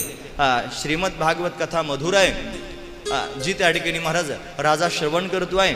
शुकाचार्यांनी राजाच्या मुखाकडे पाहिलं. राजा, प्रश्न तुझा आहे, माझा नाही. तुला कथा हवी आहे की अमृत हवंय ती तू ठरव असं त्यांनी बोलायला सुरुवात केली. मग राजानं सांगितलं, महाराज नाही, श्रीमद भागवत कथाच मला श्रवण करायची आहे. का बरं? हे अमृताच्या माध्यमातून त्यांनी महाराज दीर्घजीवित्व प्राप्त होईल पण दिव्यजीवी होता यायचं नाही. अमृताच्या माध्यमातून त्यांनी अमरत्व प्राप्त होईल पण अभयत्व प्राप्त होणार नाही. पण श्रीमद भागवत कथा ही दीर्घजीवी करणारी नसली तरी दिव्यजीवी करणारी आहे आणि श्रीमद भागवत कथा ही अमरत्व प्राप्त करून देणारी नसली तरी अभयत्व प्राप्त करून देणारी आहे. तेवढंच महत्वाचं आहे. तुम्हाला भागवत कथा अमरत्व प्राप्त करून देत नाही का? देते ना, पण स्वर्गातल्या देवांसारखं नाही. म्हणून ते तिकडं लावायचं नाही म्हणून हे त्यांनी सांगितलं. तर बऱ्याच वेळेला अतिव्याप्ती होण्याचा दाट संभव असतो. म्हणून त्यांनी महाराज श्रीमद भागवत कथा अभयत्व प्राप्त करून देते, भयरहित स्थिती निर्माण करून देते. स्वर्गातले देव अमर आहेत पण भयभीत झालेले आहेत काळाच्या भीतीनं. कारण क्षिणे पुण्ये मरते लोकम विशंती असं आपण पाहतो. त्यांचं पुण्य संपलं की त्यांना त्यांनी पुन्हा मृत्यू लोकात यावं लागतं. त्यांच्या पोटात भीती आहे. पण जो श्रीमद भागवत कथा श्रवण करतो त्याच्या पोटात काळाची भीती नाही. काळ गुलाम सलाम करी. गुलाम होऊन संतांच्या समोर सलाम करतो. जगा काळ खाय आम्ही माथा दिला पाय. ही स्थिती त्या ठिकाणी महाराज साधू संतांची आहे. काळाचं भय साधू संतांना राहत नाही. का राहत नाही? त्याचं कारण श्रीमद भागवत कथा त्यांना प्राप्त झालेली आहे म्हणून. हा त्यातला भाव. म्हणून अमृत त्यांनी परत पाठवलं. शुकम नत्वा वदन सर्वे स्वकार्य कुशलासुरः कथा कथा शुभाम प्रयच्छस्व गृहीत्वैत्वम सुधामिमाम. कुठे त्या ठिकाणी सामान्य असणारं अमृत आणि कुठे हे कथामृत फार विलक्षण गोष्ट आहे. महाराज इथे पुढे त्यांनी वर्णन करून सांगतात. स्वधा क्व कथा लोके काच क्व मनिर्महान. म्हणून अशा पद्धतीने त्यांनी ते अमृत परत पाठवलं. इंद्राला त्या ठिकाणी महाराज ही कथा दिली नाही आणि श्रीमद भागवत कथा राजा परीक्षितीला सांगितली. त्याचा परिणाम काय झाला असेल तर राजाचा 7 दिवसांमध्ये उद्धार झाला. राजाला भगवत स्वरूपता प्राप्त झाली. ब्रह्मदेवाला बातमी कळाली. ब्रह्मदेवानं सत्यलोकामध्ये तुला लावले. सत्यलोके तुलाम बधवा तोलयन साधनान्यच्या अन्य साधनांबरोबर तुलना झाली. श्रीमद भागवत कथा त्याने महाराज जड भरली. बाकीची सगळी साधनं हलकी ठरली. ब्रह्मदेवाला आश्चर्य वाटलं. धातापे विस्मित हा म्हणजे ब्रह्मदेवानं तोंडात बोट घातलं. एवढं श्रेष्ठत्व हे श्रीमद भागवत कथेचं आहे. हा भागवताचा पहिला महिमा की देवांना सुद्धा ही कथा प्राप्त झाली. कारण इथे नियम आहे आभक्तांस्ताश्य विज्ञाय न ददौस कथामृतम. ही कथा आभक्तांना द्यायची नाही, ती फक्त भक्तांनाच सांगायची. आणि पुन्हा महत्वाचा मुद्दा सांगतो, जे आभक्त आहेत ना ते कथा ऐकतच नाहीत महाराज. बळजबरीने आणून बसवले ना तरी पहिल्या दिवशी तपासून पाहतात नेमकं काय आहे, आपल्या जोगं आहे का. जर आपल्या जोगं वाटलं नाही तर दुसऱ्या दिवशीच्या कथेत ते दिसतच नाहीत महाराज. हा महत्वाचा विचार आहे. ते कधी कल्टी मारतील किंवा कथा सुरू व्हायच्या आधी अर्धा तास ते निघून जातील, दिसणारच नाहीत. कोणाला चल म्हणायचं कामच नाही. म्हणून द्यायचं आता या युगात तरी त्या ठिकाणी महाराज बळजबरीने एखाद्याला देण्याचं काही काम नाही. लोक घेतच नाहीत बळजबरी. ज्याच्या पोटात भाव आहे, श्रद्धा आहे, विश्वास आहे, प्रेम आहे, तोच ते घेऊ शकतो. ही कथा सामान्यांकरता नाही, ही कथा रसिकांकरता आहे. म्हणून त्यांनी रसिकच या कथेचा स्वीकार करू शकतो. हा त्यातला भाव आहे. म्हणून खऱ्या अर्थानं ही कथा भक्तांना देऊ नये. या कथेचा महिमा सनकादिक संतांनी गायला. नारदांना सुद्धा सनकादिक संतांनी या कथेचा त्यांनी महाराज वर्णन करून सांगितलं. कथेचा विधी नारदजींनी सनकादिकांच्या मुखातून श्रवण केला. सनकाद्यै पुरा प्रोक्तम नारदाय दया पर हे. का बरं सांगितलं हा महिमा, का बरं हा विधी भागवताचा सांगितला, तर दया आली नारदांची म्हणून. शौनकजींनी लगेच प्रश्न विचारला, महाराज नारद एवढे श्रेष्ठ आहेत आणि नारदांची दया सनकादिकांना का आली असेल. आणि त्यापेक्षा नारदांना आधीच त्यांनी श्रीमद भागवत कथा माहिती आहे. त्यांच्या वडिलांनी त्यांना उपदेश केलेला आहे. 4 श्लोकामध्ये परत का बरं ऐकण्याकरता गेले ते सांगा. प्रश्न विचारला. हरिम शौनकुवाच हे लोक विग्रह मुक्तस्य नारदस्य अस्थिरस्य च विधिश्रवे कुत प्रीती संयोग कुत्रते सह. कुठे त्यांना त्या ठिकाणी महाराज सत्संग घडला आणि नारदांना त्या ठिकाणी का बरं सनकादिकांनी हे श्रीमद भागवत कथेचा विधी वर्णन करून सांगितलं हे सांगा. मग सांगू लागले. सुतवाच हे एकदा हि विशालायाम 4 ऋषया मलः सत्संगार्थम समायाता दशुस्तत्र नारदम. एकदा काय झालं, बद्रविशाल क्षेत्रामध्ये सनकादिक संत सत्संग करण्याकरिता जाऊन बसले. 4 भावंड आहेत, सनक, सनंदन, सनातन आणि सुजात. यांना सनकादिक संत असं म्हणतात. हे चौघेही भगवंताचं चिंतन करण्याकरिता एकत्र आले आणि कर्मधर्म संयोगानं त्यांनी महाराज नारदजी महाराज उद्विग्न अवस्थेमध्ये बद्रिकाश्रमामध्ये प्रवेश करून गेले. नारदांना नारायण नारायण करत जात असताना सनकादिकांनी पाहिलं आणि आश्चर्य वाटलं. कारण नारदजी हे सनकादिकांचे भाऊ आहेत. सनकादिक हे त्यांनी महाराज थोरले भाऊ आहेत आणि नारदजी धाकटे भाऊ आहेत. कारण ब्रह्मदेवानं सर्वात आधी जर त्यांनी महाराज सृष्टीला निर्माण करत असताना अनेक जीवजंतू जरी निर्माण केले असले तरी त्याच्या मनामध्ये भाव निर्माण झाला की भगवंताला जाणणारी अशी आपण एखादी आकृती तयार करावी. मग त्यानं सनकादिकांना प्रगट केलं आणि मग 10 त्यांनी पुत्र त्याला प्राप्त झाले ब्रह्मदेवाला. त्याच्यामध्ये नारदजींचं प्राकट्य झालं. हे नारदजी त्यांनी मानसपुत्र आहेत. असे सनकादिकही ब्रह्मदेवाचे पुत्र आहेत. मग आपले भाऊ आपल्या समोरून येत आहेत असं पाहिलं आणि आश्चर्यानं चकित होऊन त्यांनी महाराज नारदजी कुठे जात असतील असा विचार करून त्यांना हाक मारू लागले सनकादिक संत. कुमारा उचु हे कथम ब्रह्मंडीन मुखः कुतश्चिंतातरो भवान त्वरितम गम्यते कुत्र कुतश्यागमनम तव. नारदजी कुठून त्यांनी येत आहात, कुठे घाईघाईनं जात आहात सांगा. मग नारदजी थांबले. नारदांनी आपल्या अंतकरणातला भाव सांगितला. त्यांच्या चेहऱ्यावर उद्विग्न भाव सनकादिकांना पाहायला मिळाले. साधू संतांना चेहरा वाचता येतो. मग त्यांना अंतकरणातले भाव स्पष्ट चेहऱ्यावर दिसतात आणि ते भाव दिसल्या कारणानं सनकादिकांनी प्रश्न विचारला. मग नारदांनी सांगायला सुरुवात केली की मी त्या ठिकाणी पृथ्वीला पाहण्याकरिता गेलो होतो. अहम तो पृथ्वी याता ज्ञात्वा सर्वोत्तम मिती प्रयागंच पुष्करंच काशीम गोदावरीम तथा. हे सगळं त्यांनी वर्णन करून सांगितलं. मग काय काय पृथ्वीवर पाहायला मिळालं या सगळ्या गोष्टींचा विस्तार त्यांनी सांगितला. सत्यम नास्ति तपशौचम दया दानम न विद्यते उदरम भरिणोजी वहा वराका कूट भाषण ह्या सगळ्या प्रकारच्या गोष्टी वर्णन करून सांगितल्या. आणि कुठेच मला त्यांनी महाराज कोणी ज्ञानी दिसला नाही, सत्कर्म करणारा दिसला नाही, सगळे पोट भरू लोक त्यांनी पाहायला मिळाले. म्हणून मी यमुनेच्या काठावर गेलो. पण तिथे मला एक आश्चर्य पाहायला मिळालं. तत्राश्चर्यम मया दृष्टम श्रूयताम तन्मुनीश्वरः. तिथे आश्चर्य मला पाहायला मिळालं. काय आश्चर्य पाहायला मिळालं? एका तू तरुणी तत्र विषण्णा खिन्न मानसा. तिथे एक तरुण असणारी स्त्री मी पाहिलेली बसलेली मी पाहिली. ती तरुण आहे, तिच्या मांडीवर 2 वृद्ध त्यांनी मस्तक ठेवून झोपलेले आहेत, ते जर्जर झालेले आहेत, अशी त्यांची अवस्था आहे. तिच्या अवतीभोवती हजारो त्यांनी सुंदर असणाऱ्या स्त्रिया तिची सेवा करत आहेत. गंगा यमुना सरस्वती तिच्या सेवेमध्ये आहेत. भगवती मुक्तीदेवी सुद्धा तिची सेवा करते. एवढं तिचं श्रेष्ठत्व होतं. कोण असेल म्हणून मी तिच्या जवळ जाऊन विचार करण्याच्या भावनेमध्ये होतो. पण दुसरा विचार मनात आला, असू द्या, ती दुःखी आहे, गोष्ट मला दिसते, पण मी स्वतःहून का जाऊ म्हणून पुढे जाण्याचा विचार करू लागलो. पण इतक्या त्याच तरुणीनं मला त्यांनी हाक मारली. बालोवाच हे भो भो साधो क्षणम तिष्ठ मच्चिंतामपि नाशय दर्शनम तव लोकस्य सर्वथा गहरम परम. अघ म्हणजे पाप, तुमच्या दर्शनानं पाप निवृत्त होत आहे. हे साधो तुम्ही क्षणभर थांबा. मग नारदजी महाराज थांबले. तिला विचारू लागले, तू कोण आहेस? मग तिने स्वतःचा परिचय सांगितला. त्याने विचारलं, नारदुवाच कासित्वं का विमोचेमा नार्यका परम पद्मलोचना वददेवी सविस्तारम स्वस्य दुःखस्य कारणम. आणि मग ती सांगते आहे, अहम भक्तिरिति ख्याता इमोमय तनवो मतो ज्ञान विज्ञान नामानो कालयोगेन जर्जरो. मी त्याची भक्ती आहे, ज्ञान वैराग्य हे माझे 2 मुलं आहेत. काळाच्या योगानं त्यांनी अशा पद्धतीने ते म्हातारे झालेले आहेत. आईनं तरुण असावं, मुलांनी म्हातारं व्हावं हे त्यांनी चांगलं वाटत नाही. मी दुःखी आहे, त्याचं कारण माझी मुलं त्यांनी जर्जर झालेली आहेत.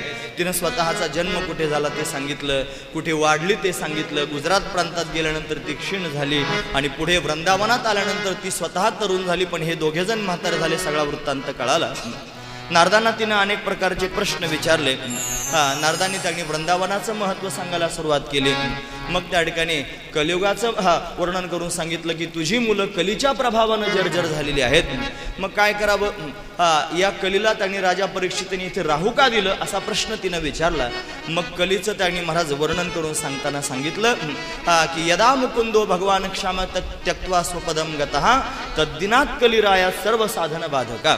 कलीचा दोष आधी सांगितला आणि मग कलीचा गुण सांगू लागले. आधी दोष सांगितला, जेव्हा भगवान श्रीकृष्ण परमात्मा या भूमंडलाला सोडून स्वरूपामध्ये स्थिर झाले आणि तेव्हा त्यांनी हा कली आला आणि सर्व साधनांमध्ये बाधा निर्माण करू लागला. पण हा कलीचा दोष जरी असला तरी कलीच्या अंगामध्ये असणारा गुण मोठा विलक्षण असणारा गुण आहे. काय गुण आहे? यत् फलम नास्ति तपसा न योगेन समाधिनः तत्फलम लभते सम्यक कलौ केशव कीर्तनात. जे फल त्यांनी योगानं समाधीनं तपानं प्राप्त होत नाही ते फल कलियुगामध्ये भगवंताच्या नामसंकीर्तनानं प्राप्त होतं. म्हणून कलियुग केवल नाम आधारा सुमिर सुमिर नर उतरही पारा. म्हणून कलियुगामध्ये भगवंताचं कीर्तन करत जावं. जगद्गुरु तुकोबराय वर्णन करून सांगतात, कलियुगा माझी करावे कलियुगा माझी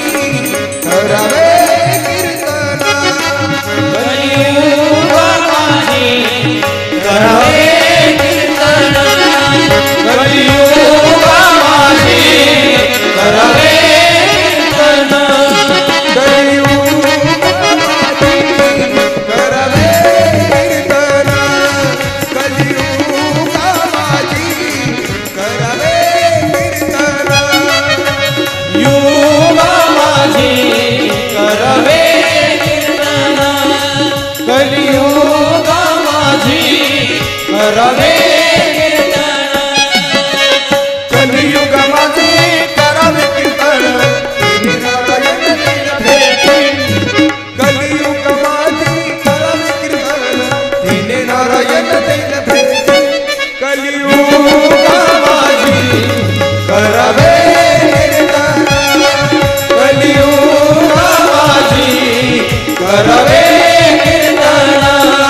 कलियुगा माझी करावे कीर्तन कलियुगा माझी करावे कीर्तन तेने नारायण देईल भेटी. कलियुग हे त्यांनी अतिशय दिव्य असणारं युग आहे. भगवंताच्या भक्तीच्या माध्यमातून जर पाहत असाल, भगवंताची शरणागती करून जर त्याचं नामचिंतन केलं तर या कलियुगामध्ये भगवान प्रत्यक्ष दर्शन देतो. हे या कलियुगाचं महात्म्य आहे. म्हणून वृथा खेदयसे बाले अहो चिंता तुरा कथम श्रीकृष्ण चरणांभोज स्मरम दुःख गमिष्यसे. भगवंताच्या चरणांचं चिंतन कर, तुझं दुःख निवृत्त होईल. द्रौपदीच परित्रादा यदा कौरव कश्मलात पालिता गोप सौंदर्या सकृष्ण क्वपिनोगतः. जो त्याने महाराज द्रौपदीला सांभाळणारा परमात्मा आहे, जो त्याने महाराज गोपिकांना सांभाळणारा परमात्मा आहे. कौरवरूपी चिखलामध्ये प्रगट झालेलं त्याने द्रौपदी रूपी जे कमळ आहे आणि त्याला सांभाळणारा परमात्मा किंवा त्यांनी गोपिकांना सांभाळणारा परमात्मा सकृष्ण क्वपिनोगत हा कुठेही गेलेला नाही, येथेच आहे, त्याचं चिंतन करा असं म्हणत नारदजी समोर आले. सुतजी महाराज वर्णन करून सांगतात, जर्जर अवस्थेत असणारे ज्ञान आणि वैराग्य जे भक्तीची मुलं आहेत त्यांच्या कानाजवळ आपलं मुख नेलं. सुतवाच हे मुखम संयोज्य करणांते शब्दमुच्चे समुच्चरण ज्ञानम प्रबुद्धताम शीघ्रम रे वैराग्य प्रबुद्धताम. हे ज्ञान जागा हो, हे वैराग्य जागा हो. पण ते जागे होत नाहीत महाराज. मग वेद वेदांत घोषस्य गीता पाठे मुहुर्मुहु. वेद वेदांताचा घोष केला, गीतेचा पाठ त्यांच्या कानाजवळ केला. तात्पुरते त्यांनी डोळे उघडावेत आणि पुन्हा जर्जर अवस्थेत निघून जावं. आता काय करावं? आता नारदांना चिंता वाटू लागली. चिंतेचं कारण नारदजी सनकादिकांना सांगतात, उद्विग्न स्थितीचं कारण नारदजी संतांना सांगतात. हा त्यातला भाव आहे, लक्षपूर्वक आहे का. मग नारदांना चिंता वाटू लागली. नारदांनी भगवंताचं स्मरण केलं आणि आकाशवाणी झाली महाराज, हे येदर्थम तू सत्कर्म सुरर्षे त्वं समाचर तत्ते कर्माभिधास्यन्ति साधव साधुभूषणा. हे साधुभूषण नारदजी सत्कर्म करा. मग सत्कर्म म्हणजे काय हे मला समजेना. मग मी इतरांना अनेकांना विचारत फिरू लागलो, सत्कर्म म्हणजे काय मला सांगा. कोणीही मला उत्तर दिलं नाही आणि म्हणून मी फिरत फिरत बद्रिकाश्रमापर्यंत आलो. असं जेव्हा नारदाने सांगितलं, आता तुम्ही मला भेटलेले आहात, तुम्ही संत आहात, कृपा करून सांगा की सत्कर्म कशाला म्हणावं. आणि मग त्या ठिकाणी महाराज सनकादिक संत वर्णन करून सांगू लागले. कुमारा उचु हे माम चिंतान कुरु देवर्षे हर्षम चित्ते समावह उपाय सुख साध्योत्र वर्तते पूर्व येवही. पूर्वीच त्या ठिकाणी भक्ती ज्ञान वैराग्यांना सुखी करण्याचा उपाय निर्माण झालेला आहे. काय उपाय आहे लवकरात लवकर सांगा. सत्कर्म सुचकोनुनम ज्ञान यज्ञ स्मृतो बुधैः श्रीमद भागवतालाप सतुगीत शुकादिभिः. म्हणून श्रीमद भागवत कथा करणं हा सगळ्यात मोठं सत्कर्म आहे. हा सत्संग आहे आणि हेच सत्कर्म आहे. म्हणून श्रीमद भागवत कथा करा. नारदजी म्हणले, अहो वेदवेदांताचा घोष केला, गीतेचा पाठ केला, तरी पण भक्तिज्ञान वैराग्यांना सुख मिळालं नाही, मग भागवतानं काय होईल. खरं तर शंका त्यांनी घेतलेली आहे. तरी पण सनकादिक संत आहेत, त्यांनी सांगितलं असं म्हणू नका. श्रीमद भागवत सामान्य नाही. वेद उपनिषदात जाता सारा जाता भागवती कथा अत्युत्तमा ततो भाती पृथक भूता फलाकृती. ही कथा सामान्य नाही, ही वेद उपनिषदांचं सार आहे. म्हणून इदम भागवतम नाम पुराणम ब्रह्म संमितम भक्ती ज्ञान विरागाणाम स्थापनाय प्रकाशितम. पण हे जे श्रीमद भागवत आहे हे त्यांनी भक्ती ज्ञान वैराग्यांना समाधान प्राप्त करून देणार आहे. त्यांना बोलवा. म्हणून खऱ्या अर्थानं बद्रिकाश्रमात असणारे सनकादिक संत नारदजींना आपल्याबरोबर घेऊन हरिद्वार क्षेत्रापर्यंत आले आणि वृंदावनात असणारे भक्तिज्ञान वैराग्य हे त्यांनी महाराज हरिद्वार क्षेत्रापर्यंत आनंद नामक घाटावर भगवती गंगेच्या काठावर गेलेले आहेत.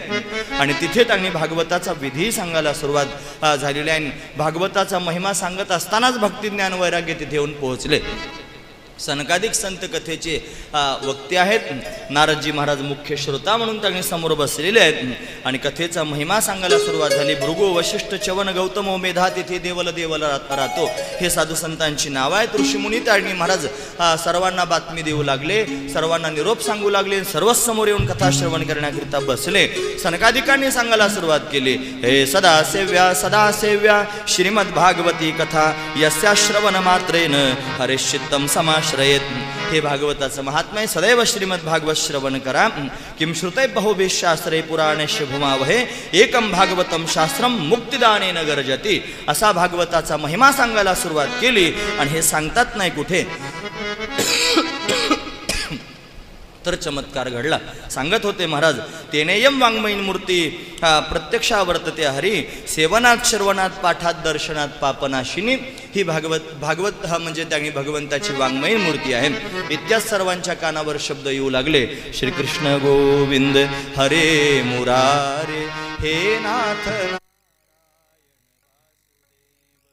श्रीकृष्ण गोविंद हरे मुरारे हे नाथ नारायण वासुदेव. हे नाथ नारायण वासुदेव, हे नाथ नारायण वासुदेव, हे नाथ नारायण वासुदेव, हे नाथ नारायण वासुदेव। श्री कृष्ण गोविंद हरे मुरारे, हे नाथ नारायण वासुदेव। कुठून आवाज येतो म्हणून सर्वजण पाहू लागले। पाहतात तर काय चमत्कार दिसला। भक्ती ज्ञान आणि वैराग्य त्याग्नी महाराज समोरून येत होते। भक्तीची मुलं तरुण झाली होती, त्यांचा वृद्ध स्थिती निघून गेली होती। महाराज वर्णन करून सांगतात, हरे भक्ती सुतो तो तरुणो गृहीत्वा प्रेमैक रूपा सहसा विरासित, श्रीकृष्ण गोविंद हरे मुरारे नाथेती नामानी मुहुर्वदंती।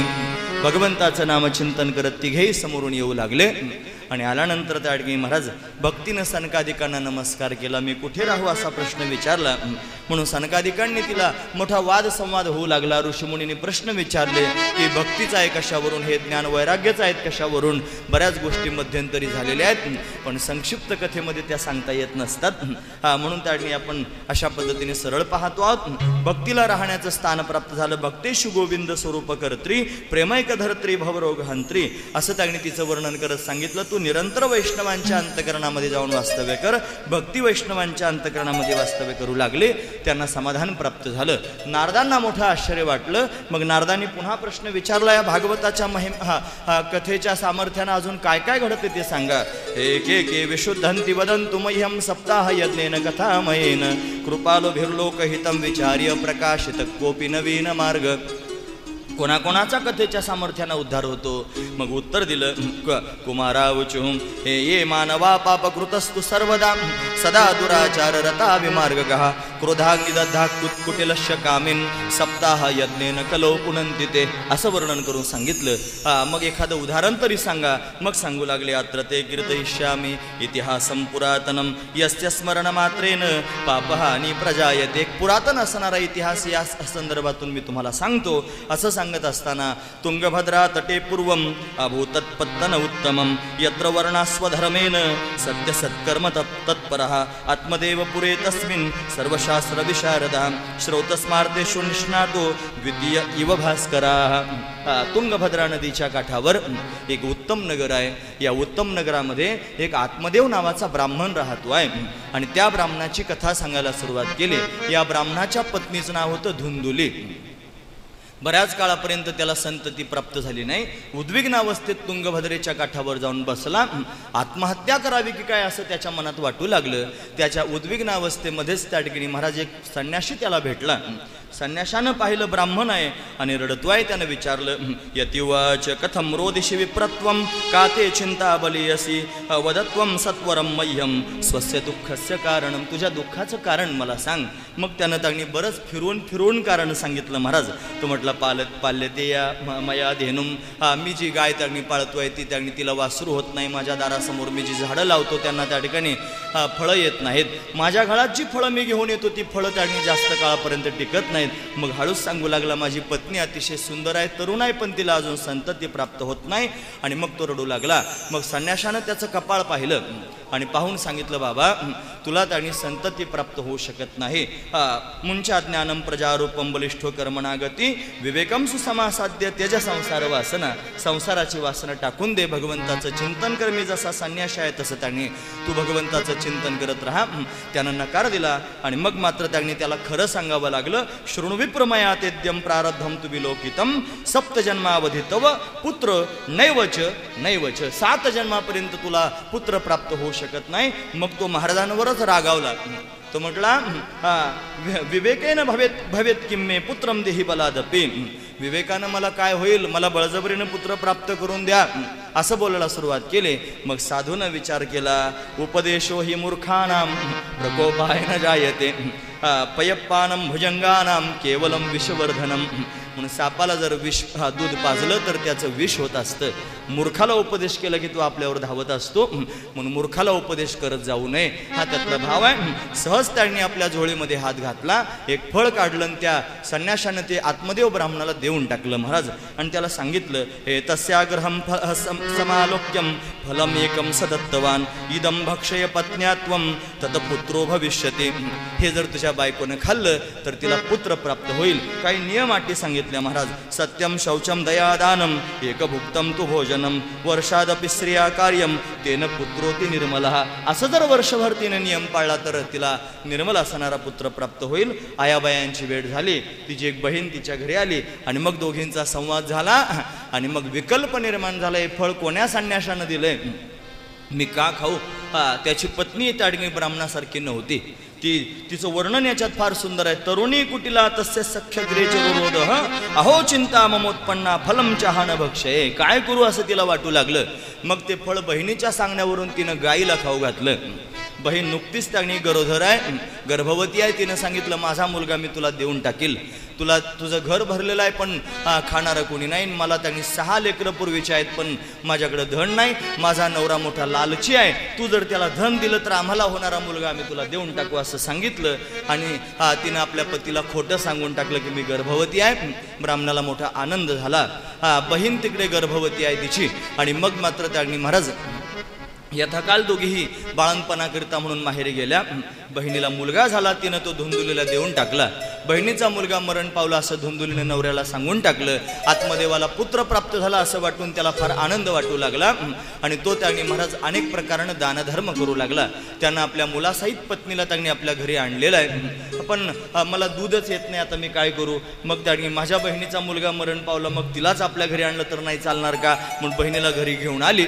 ही त्यांनी स्त्रीची बुद्धी आहे जी ब्रह्मदेवाला सुद्धा कळत नाही, हा त्यातला भाव आहे. म्हणून पुढे त्यांनी महाराज वर्णन असंच आहे.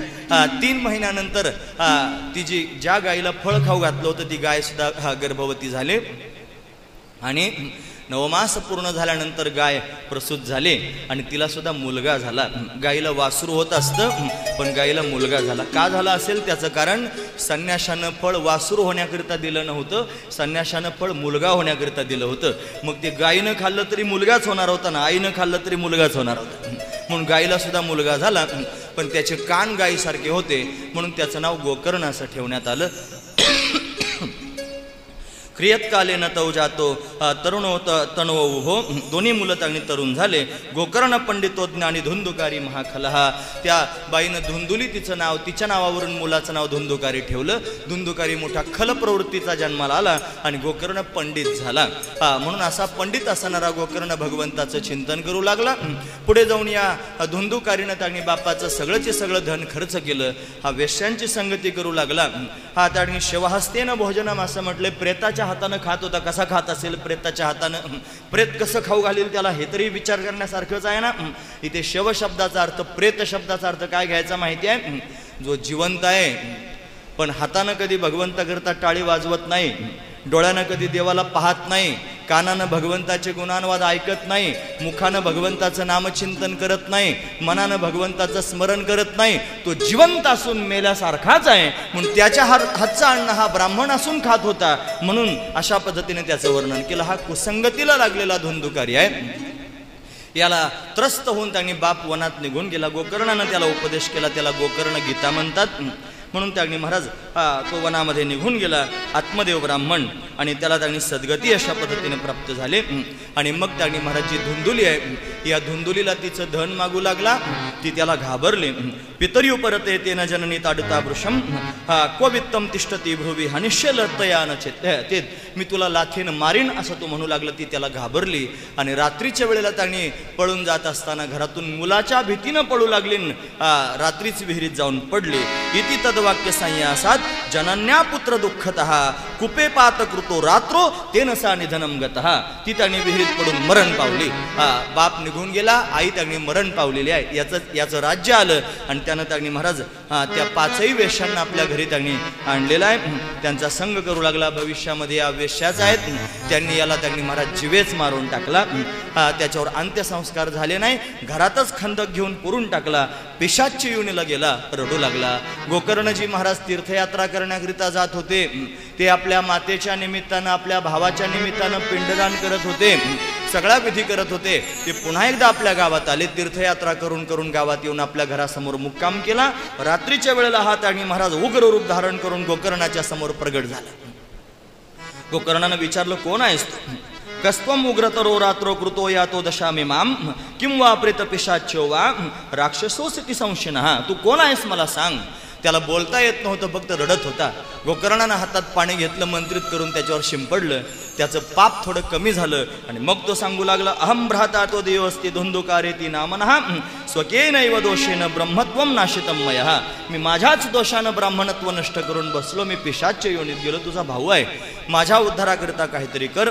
मग त्यानं सांगितलं, मी अनेक प्रकारानं तुझ्या उद्धाराकरिता श्राद्ध केले, गया श्राद्ध केलं, अमुक केलं, सगळ्या गोष्टी सांगितल्या. ते प्रेत सांगू लागलं, गया श्राद्ध शतेनापि मुक्तिर्मेन भविष्यती उपायम अपरम किंचित्वम विचारय संप्रत. तू कोणाला तरी माझ्या मुक्तीचा उपाय विचार. आणि मग त्यांनी दुसऱ्या दिवशी गोकर्णानं सूर्यनारायणाची विनंती केली आणि आकाशवाणीद्वारा सूर्यनारायणानं सांगितलं, श्रीमद भागवतात मुक्ती सप्ताह वाचनम कुरु इति सूर्यवचः सर्वे धर्मरूपम तु विश्रुतम. असं सूर्यनारायणाचं वचन सर्वांनी ऐकलं आणि गोकर्णानं त्यांनी महाराज श्रीमद भागवत कथा दुसऱ्या दिवशी सांगायला सुरुवात केली. हा पिशाच्य योनीत असणारा धुंदुकारी समोर येऊन बसू लागला, पण वाऱ्याच्या वेगानं त्यांनी ते आसन ओढून जाऊ लागलं. मग एक बांबू त्यांनी समोर आणून रोवलेला आहे, 7 गाठीचा बांबू आहे. त्याच्यात हा धुंदुकारी त्यांनी महाराज त्या पोकळीत जाऊन बसू लागला. यानं 7 दिवसांपर्यंत कथा श्रवण केली. 7 गाठी बांबूच्या फुटल्या. त्याला दिव्य रूप त्यांनी प्राप्त झालं आणि त्याचा उद्धार झाला. त्याला घेण्याकरिता विमान आलं आणि विमानात बसून हा धुंदुकारी ज्या वेळेला जाण्याकरिता निघाला त्यावेळेला गोकर्णानं विमानाला थांबवलं. म्हणजे माझ्या सगळ्या गावानं कथा ऐकली, तुम्ही त्यांनी फक्त गोकर्णा, तुम्ही फक्त धुंदुकारीलाच नेत आहात, मला इथे का, या सर्वांना इथे का ठेवता आहात? सांगितलं, यानं जशी कथा श्रवण केली अशी कोणी श्रवण केली नाही. म्हणून त्याच्यासारखी कथा जर सर्वांनी श्रवण केली तर निश्चितच विमान सर्वांना घेण्याकरिता येईल. पुन्हा एकदा गोकर्णानं सगळ्या गावाला कथा सांगितली. सगळा गाव उद्धरून गेला. आपण पाहतो, मातृ पितृ भ्राता सगोत्र अपार आणि चतुर्भुज नर होऊन ठेले. मौली ज्ञानोबा त्याचं वर्णन करून सांगतात, सगोत्र अपार चतुर्भुज नर होऊन ठेले. गोत्र सगळं उद्धरून नेलं गोकर्णानं, हा त्यातला भाव आहे. म्हणून तर त्या ठिकाणी महाराज ही कथा विमान प्राप्त करून देणारी आहे. विमान ही एक स्थिती आहे. विगतोमान यस्मात्स विमान. मान म्हणजे अहंकार. अहंकार रहित स्थिती प्राप्त होणं यालाच म्हणतात विमान. मग कथेच्या श्रवणानं काय होतं असं जर कोणी विचारलं तर त्याचं उत्तर आहे, कथेच्या श्रवणानं अभिमान निघून जातो आणि अभिमान रहित अवस्था प्राप्त होणं म्हणजेच विमान अवस्था प्राप्त होणं हा त्यातला भाव आहे. म्हणून आपण त्यांनी महाराज विमान स्थितीपर्यंत जावं आणि भगवत धामाला जाऊन पोहोचावं हा त्यातला भाव सर्वांनी पोटात घेण्यासारखाच आहे. ही कथा सांगितल्यानंतर फार आनंद वाटला नारदजी महाराजांना. मग सनकादिकांना विचारू लागले, ही कथा कोणी करावी, कुठे करावी, कशी करावी, कोणत्या रीतीनं करावी. मग कथेचा विधी पुढे वर्णन करून सांगितलं. कथेचा श्रोता कसा असावा हे सांगितलं. कथेचा त्यांनी महाराज वक्ता कसा असावा हे सांगितलं. कथा कोणत्या महिन्यांमध्ये करावी, भाद्रपद, अश्विन, कार्तिक, मार्गशीर्ष, आषाढ, श्रावण या महिन्यांना त्यांनी महाराज शुद्ध मानलं जातं. त्याच्यामध्ये भद्रा व्यतिपात योग नसावा असं त्यांनी वर्णन करून सांगितलं. असे अनेक त्या ठिकाणी महाराज मुद्दे कथेच्या विधीविषयी वर्णन करून सांगितले. कथेच्या सुरुवातीला लग्नासारखा खर्च करावा, मंडप द्यावा, ब्राह्मणांना आमंत्रित करावं, त्यांना दानधर्म करावा, ब्राह्मण भोजन त्या ठिकाणी करावं, ओम नमो भगवते वासुदेव मंत्राचा त्यांनी उच्चार करावा सुरुवातीला. या सगळ्या गोष्टी त्यांनी वर्णन करून सांगितल्या आणि अशा पद्धतीने श्रीमद भागवताचं महात्म्य या ठिकाणी पूर्ण झालं. एवढ्या घाईघाईचं महत्त्व आम्ही कधीच सांगितलं नव्हतं, पण आता आपल्याला संक्षिप्त रूपानंच सगळं पाहायचंय. फक्त महात्म्यच विस्तारानं सांगितलंय. आता उद्यापासून सगळे स्कंध मात्र विस्तारानं सांगितले जाणार नाहीत. फक्त पहिल्या स्कंदात काय सांगितलंय सरळ, दुसऱ्या स्कंदात काय सांगितलंय सरळ, हे सगळं आपल्याला पाहता येईल. प्रथम स्कंध त्याने आपल्याला आपण त्याने पाहतो. प्रथम स्कंधामध्ये या प्रथम स्कंधाला अधिकार स्कंध म्हणतात, दुसऱ्या स्कंधाला साधना स्कंध म्हणतात. आणि तिथून पुढे असणारे जे 10 स्कंध आहेत त्या 10 स्कंधांमध्ये 10 प्रकारची लीला पाहायला मिळते. हरी हे अत्र सर्ग विसर्गस्य स्थानम पोषण उतया मन्वंतरे शानुकथा निरोधो मुक्तिराश्रया.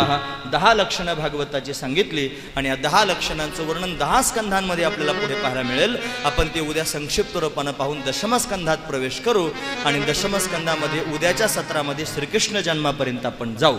म्हणजे श्रीकृष्ण जन्म उद्याच्या सत्रात होईल. परवाच्या सत्रामध्ये त्यांनी मला थोड्या कृष्णलीला पाहून चिरहरण लीला आपण त्यांनी पाहणार आहोत.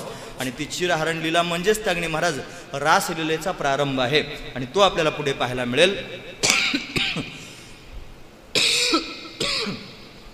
असं संक्षिप्त रूपानं आपण पाहू. इथे त्या ठिकाणी मला सूतजी महाराजांनी शौनकादिकांना आणि पद्मपुराणामध्ये हा भाव त्यांनी वर्णन करून सांगितलं. त्याचं वर्णन श्री व्यासदेवजी महाराजांनी आपल्याला करून सांगितलं. शेवटी सूतजी महाराज श्रीमद भागवताच्या महात्म्याच्या शेवटी असारे संसारे विषय विषसंगा कुलधिया क्षणार्धम क्षेमार्थम पिबत शुकगाथा सुधाम असं त्यांनी वर्णन करून सांगतात. भागवताचा महिमा, भागवताचं महात्म्य या ठिकाणी आपण 3 प्रकारानं पाहिलं. ब्रह्मदेव आश्चर्यचकित झाला, पहिला महिमा. भक्तिज्ञान वैराग्यानं समाधान प्राप्त झालं, दुसरा महिमा. आणि धुंदुकारीचा उद्धार झाला, तिसरा महिमा. हे भागवताचे 3 प्रकारचे महिमे इथे वर्णन करून सांगितले. आणि श्रीमद भागवताच्या प्रथम स्कंधामध्ये आपण पदार्पण करतो आहोत. या स्कंधामध्ये 19 अध्याय आहेत. याला अधिकार स्कंध असं त्यांनी म्हणतात. याच्यामध्ये त्यांनी मला 3 प्रकारचे वक्ते आणि श्रोते वर्णन करून सांगितले. एक कनिष्ठ, एक मध्यम, एक श्रेष्ठ आहे. या तिघांचे वर्णन त्यांनी पाहण्यासारखंच आहे. पण वेळेची मर्यादा पाहून आपण ते पाहणार आहोत. 2 माझ्या घड्याळात वाजलेले आहेत, त्याच्यामुळे आपण आता थांबणार आहोत. म्हणून आता फक्त आपण सुरुवात करूया. श्रीमद भागवतामध्ये श्री व्यासदेवजी महाराजांनी श्रीमद भागवतात सुरुवात आधी त्यांनी महाराज मंगलानं केले. 3 प्रकारची मंगलं असतात. वस्तुनिर्देशरूप मंगल, नमस्कारात्मक मंगल आणि आशीर्वादात्मक मंगल. त्याच्यापैकी वस्तुनिर्देशरूप मंगल श्री व्यासदेवांनी या ठिकाणी केलेलं आहे. ते आपण फक्त त्यांनी पाहून इथे विराम घेऊया. हरी हे जन्माद्यस्य यतोन्वयादितरतच्चार्थेष्वभिज्ञ स्वराट तेने ब्रह्महृदाय आदिकवयो मुह्यन्ति यत्सूर्या तेजो वारिमृदां यथा विनिमयो यत्र त्रिसर्गो मृषां धाम्ना स्वेन सदा निरस्तकुहकं सत्यं परं धीमहि सत्यं परं धीमहि सत्यं परं धीमहि. कोण्याही देवदेवतांचं नाव न घेता सत्य असणाऱ्या परमात्म्याचं ध्यान त्या ठिकाणी मी करतो आहे असं त्या ठिकाणी व्यासदेवजी म्हणतात. का तर सगळ्या देवदेवतांचं मूळ जर काय असेल तर सत्य आहे. म्हणून परमात्मा कसा आहे असं जर कोणी विचारलं तर परमात्मा सत्य आहे. म्हणून त्या सत्य असणाऱ्या परमात्म्याचं वस्तुनिर्देशरूप असणारं हे सत्य वस्तूचं वर्णन व्यासदेवाने या ठिकाणी केलं. आणि मग पुढील प्रसंग सांगायला सुरुवात केली. आजची कथा इथेच विराम पावती आहे. अतिशय गोड मधुर असणारे हे श्रीमद भागवत आहे जे आपण संक्षिप्त रूपाने श्रवण करतो आहोत. असंच आपण हे 5 दिवसांपर्यंत श्रवण करणार आहोत. ज्या दिवशी आपल्याला 2 सत्रात कथा करता येईल आपण त्या दिवशी 2 सत्रात कथा करणार आहोत. 9 ते 12 आणि 3 ते 6 अशी त्या सत्रांची वेळ असेल. ज्या वेळेला आपल्याला त्यांनी परिसर पाहण्याकरिता जायचं आहे त्यावेळेला एकच सत्रात कथा त्यांनी होणार आहे.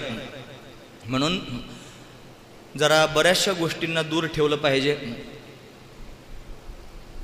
फक्त जेवणाचाच विचार करणं